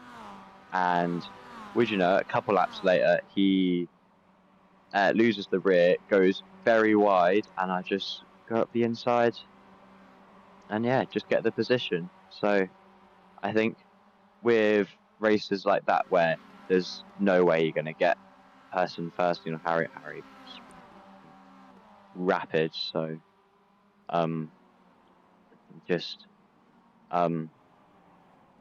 yeah, I just was able to capitalize on Craig's mistakes, and yeah, very, very happy with 2nd. That probably put me up into the top 3 in standings, hopefully.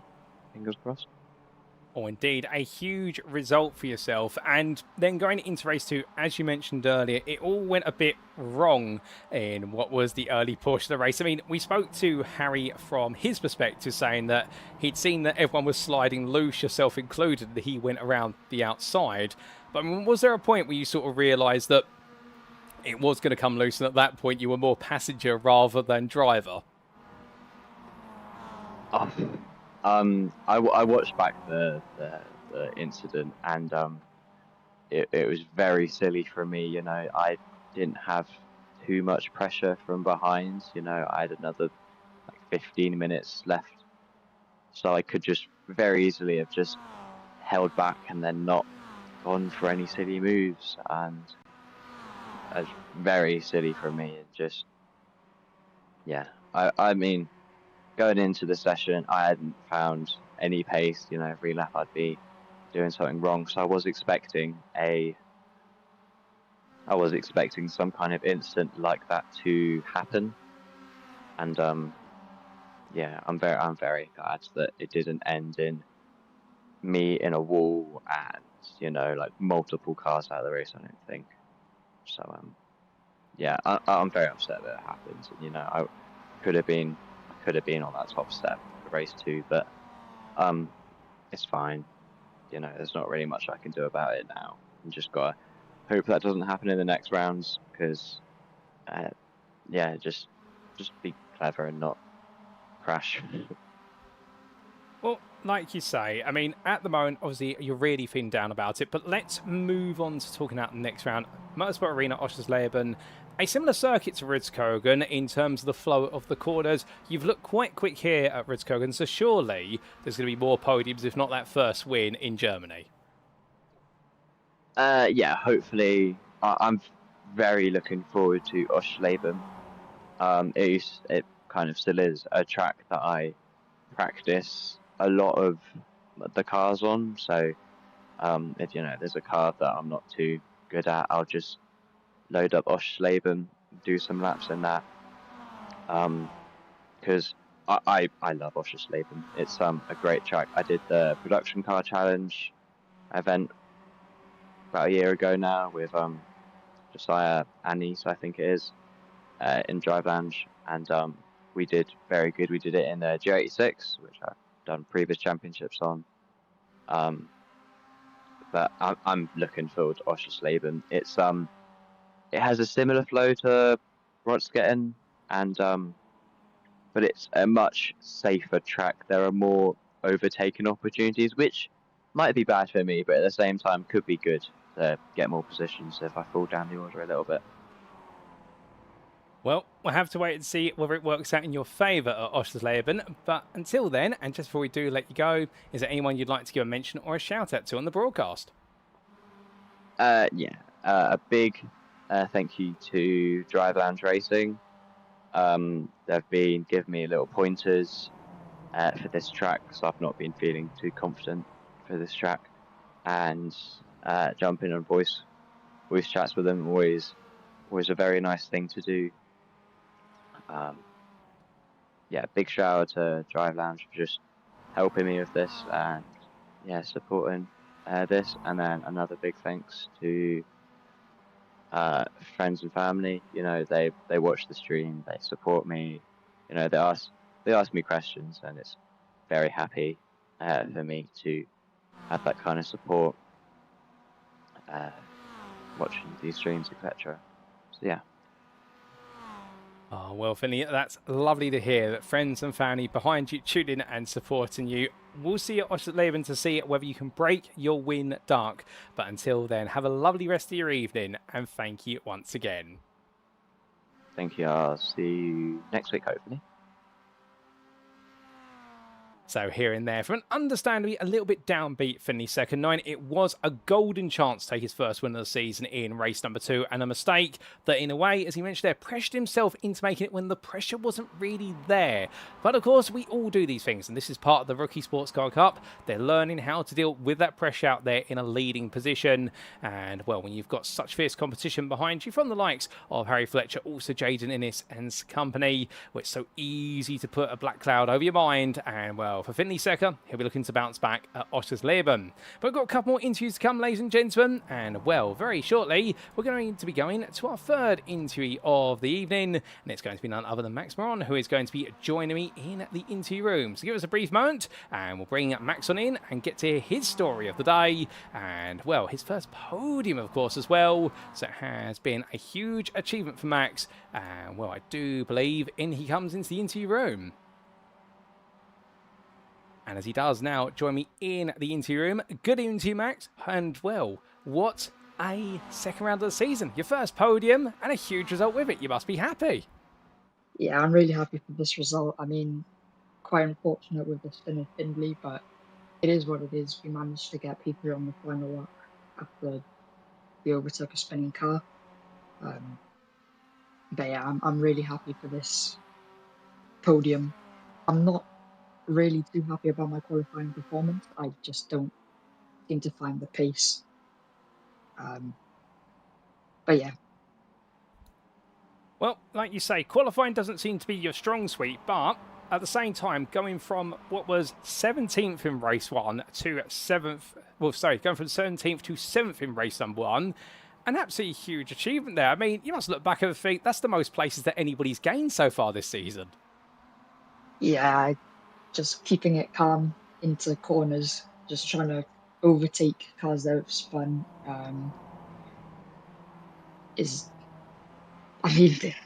just pure pace alone with keeping it calm on track just makes you gain a lot of positions. So, yeah. Well, you definitely played it calm in race number 1, but race number 2, you had to get your elbows out a little bit, starting from the front row. I mean, how was that for you? Was it a bit daunting or scary, thinking you're at the front of a very hungry field of drivers? It was a bit nerve-wracking, as I know that Dutra is a really aggressive driver when it comes to defending, but thankfully he didn't have to defend that much going into turn 1. I went past him.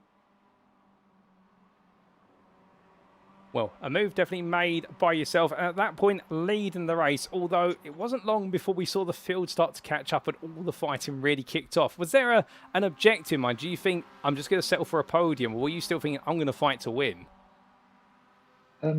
I didn't really think that I should push, as I knew the drivers behind me were way faster than I was. I just let them pass one by one. If they wanted to have a go at me on track, then we could have a bit of a fight, but I didn't really see the need to battle with them as much. Oh, fair play. A bit of a smart approach being taken by yourself there, not to battle too hard. And, of course, we did have that huge instant that all played out, going through turns 3 and 4. Where did you find yourself in that? I was right behind Findlay as he spun, and then I tried going around him, but I also panicked and broke, meaning I think it was Gabriel Dutra who hit me from behind, and then I tried going around Findlay, but then he clipped me after he tried rejoining. Well, a bit of a hectic moment, shall we say, but you got it back together, and in the end, we did see you put on a brilliant fight with Connor Spruce and Gabriel Dutra for that 3rd place. I mean, you were going for that podium in the end. It must have felt special seeing that checker flag and knowing your name's on the podium. Yeah, it felt really special. My first podium. I know I've got the pace for a podium, but the results will come in the next few rounds. I just got to find some pace going into Oschersleben, as I know it's not really a strong track for me, but hopefully the results will come. Oh, now you say Oscherslaben's not a strong track for you. Is there a particular reason? Is it perhaps lack of practice, the style of the circuit? I just don't really like the nature of the circuit. I mean, turns 1 and 2 are really similar to turns 1 and 2 here in Rudskogen. But I just don't like the way that it flows. It's a really technical circuit. All fair play. Well, we look forward to seeing whether you can take on a circuit you're not a big fan of and bring home another podium. But just before we do let you go, is there anyone you'd like to give a shout out or a thank you to on the broadcast? My family and friends, especially my family. They've been really supportive of me in this championship. I really want to say a big thank you to my dad as well, as he told me to keep it clean. I took those words into my head and just didn't really battle much with anyone. Oh, that's brilliant. I'm sure your dad's very proud of you, Max. And if he's tuning in right now, Mr. Moron or Moron Senior, well, your son's definitely done you proud today. Max, we'll leave it there. Congratulations on your maiden podium and your best round of the season so far. We'll see you at Oschersleben. But until then, have a lovely rest of your evening. You too. Thank you. And well, what a timing as well. We literally see him doing the celebratory donuts there as we complete our interview of Max run. I mean, that could not have been timed any better. I promise you that wasn't scripted, ladies and gentlemen. And you can hear it in his voice. He's actually feeling quite emotional there, I reckon, right now. So proud of what he's achieved. Although, to be fair, I think stitching that front bumper back on may not be too proud of that, but that's a digression. And well, talking about the fact qualifying doesn't know what quite he needs in terms of ingredients to get a better qualifying lap together. But in the races, came through the field in race number 1 and in race number 2. Just hearing the words of his dad there saying, keep it clean. And he did exactly that and will stayed out of trouble all the way through to the finish and bring home that 3rd place with some great battling right at the end. But ladies and gentlemen, we're almost at the end of our interviews. We've got one more to come. And well, we're going to be coming now to none other than Jaden Ennis. And indeed, taking his first podiums of the season as well. And let's chat to the man who, from Canada, will be very happy with his performances today. No doubt about it, as he now joins me on air, ladies and gentlemen. And as he comes into the interview room, good evening to you, Jaden, and thank you for waiting so patiently. What a round for yourself. Not just your first podium of the season, your first 2 podiums of the season. You must be absolutely pleased. Yeah, I mean, it's crazy because I put so much practice in for the first round, and I didn't really get a lot out of it. Like, I finished 4th on the first race, and second race was 11th because I spun, obviously. But this race I put in like half an hour, and I just hopped straight into the sim, and I was just on the pace immediately. So I am very much happy with that.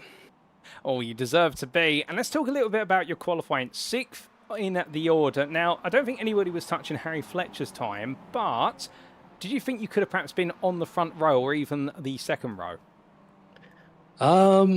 I think it was definitely possible because that pole lap was on my first lap, so the tires were cold. So I kind of messed it up after the second and third lap, so it definitely could have improved quite a bit. But I was still happy with having 6th on the first lap because I was assuming I was going to fall down a lot more. Well, a bit of a challenging one with regards to qualify in terms of weighing out where you'd be versus where you may fall down. But that 6th place gave you a great starting point. And in race number 1, we saw you go on the attack quite early on, but it wasn't easy to get on that podium. Yeah, it was the pace was decent, I would say. I needed to be a bit patient in the first race just to let everybody kind of get their footing in and then start to make proper moves once everybody's a little bit more stretched out. But yeah, and the main thing I was just aiming for was to get settled down and then just start going one after the next, start pushing people, putting the pressure on, and yeah, it came out really well.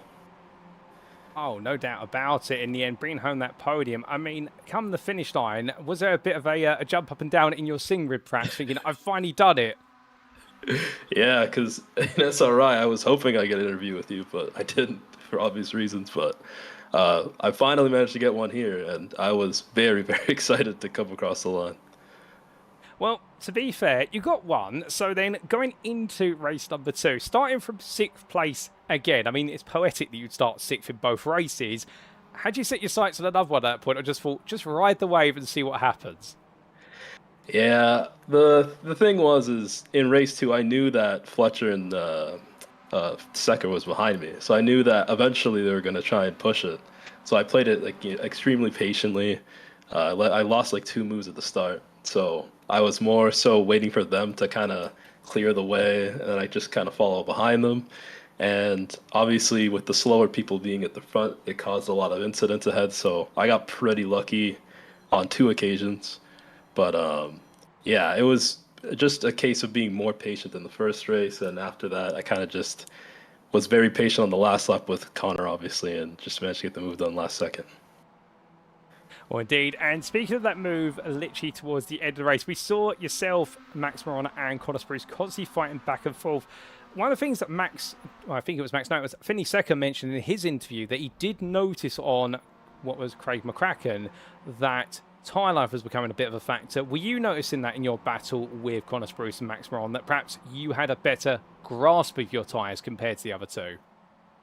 Yeah, I took it a long time to make that move. So over time, I kind of just started to realize where I could get a little bit more than them on the tires, at least, because they were falling off not a lot, but they still like you could tell that there was something missing. But once he made that mistake, I forget where it was, but he made a mistake on like a left-hander. He kind of spun out, and I waited behind him. So once I got that close enough, I was very much like I have to kind of make a desperate move somewhere, and then just hope the tires make it. So I kind of did over time figure out where that tire drop-off was, and I used it to my advantage. Well, you used it to your advantage and didn't just end up back on the podium, but you ended up second on the podium. I mean, at this point, you're pretty thinking to yourself, on that logic, 3, 2, then 1. First race next week, you got to be taking the win at Oschersleben. Man, Harry Fletcher is just he's really quick. So I mean anything is possible, obviously, but I'm not gonna bank on it for sure. I'm just gonna try and rack up as many podiums as I can and have some good points to see if I can finish in the top 3 by the end.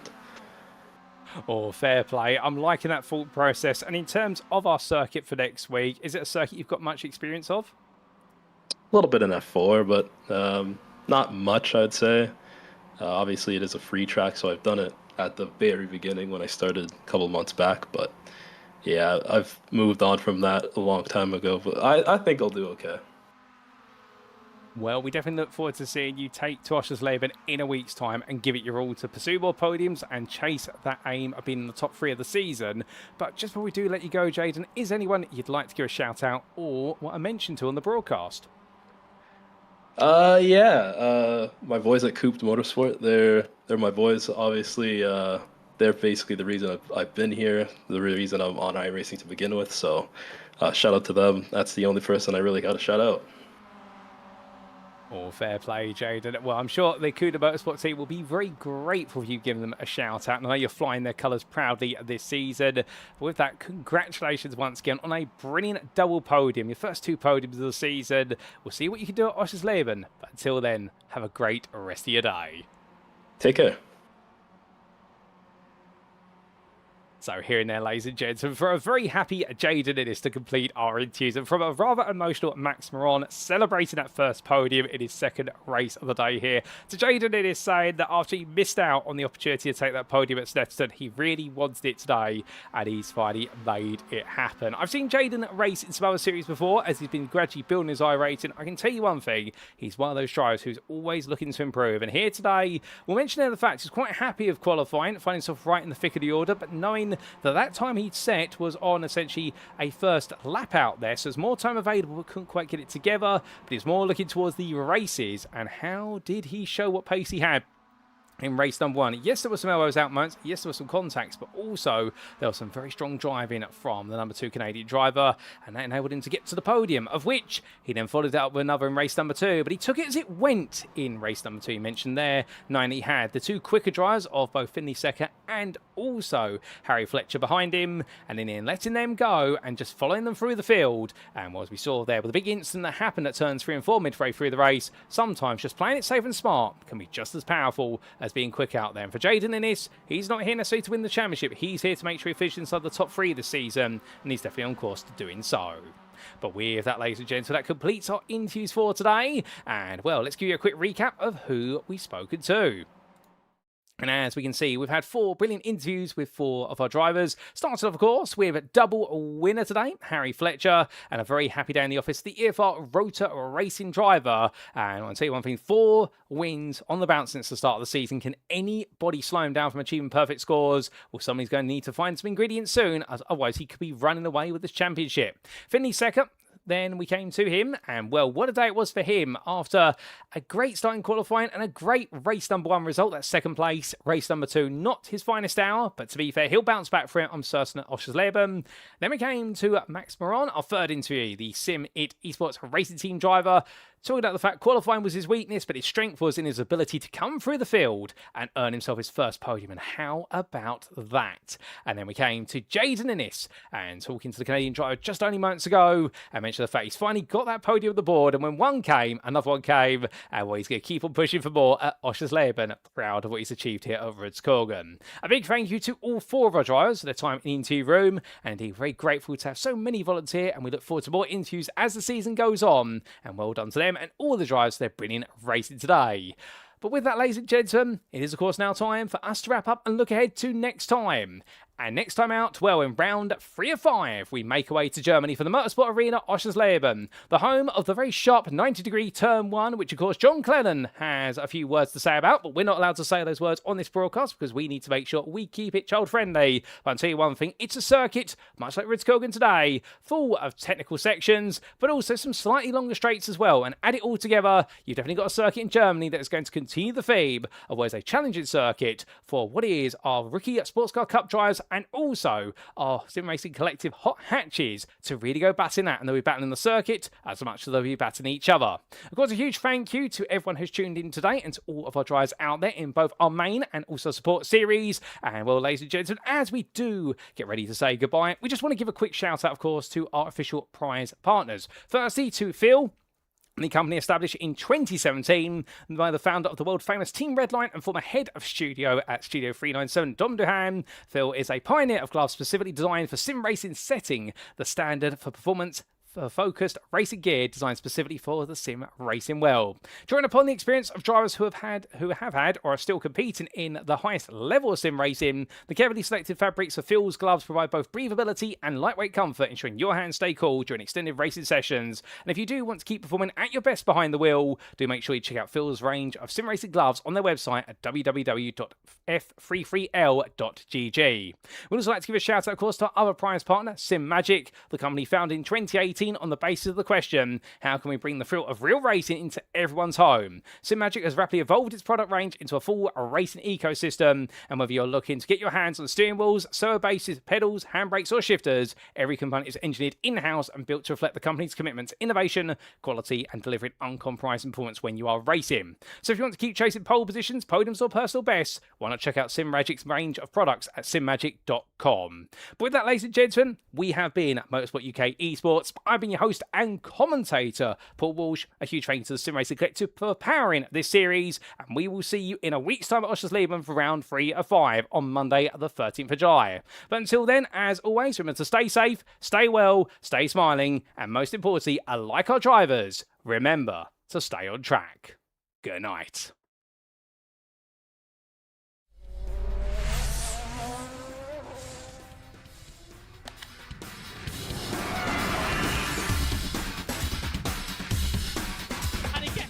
All of them as well. What a move for the 48.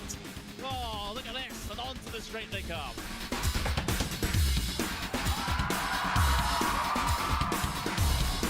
Brilliant move there from the number 40 to make it through. That left-hander sliding up the inside, going up now over Hawthorne Hill, down Pilgrim's Drop, and it's brilliant stuff here at Brands Hatch.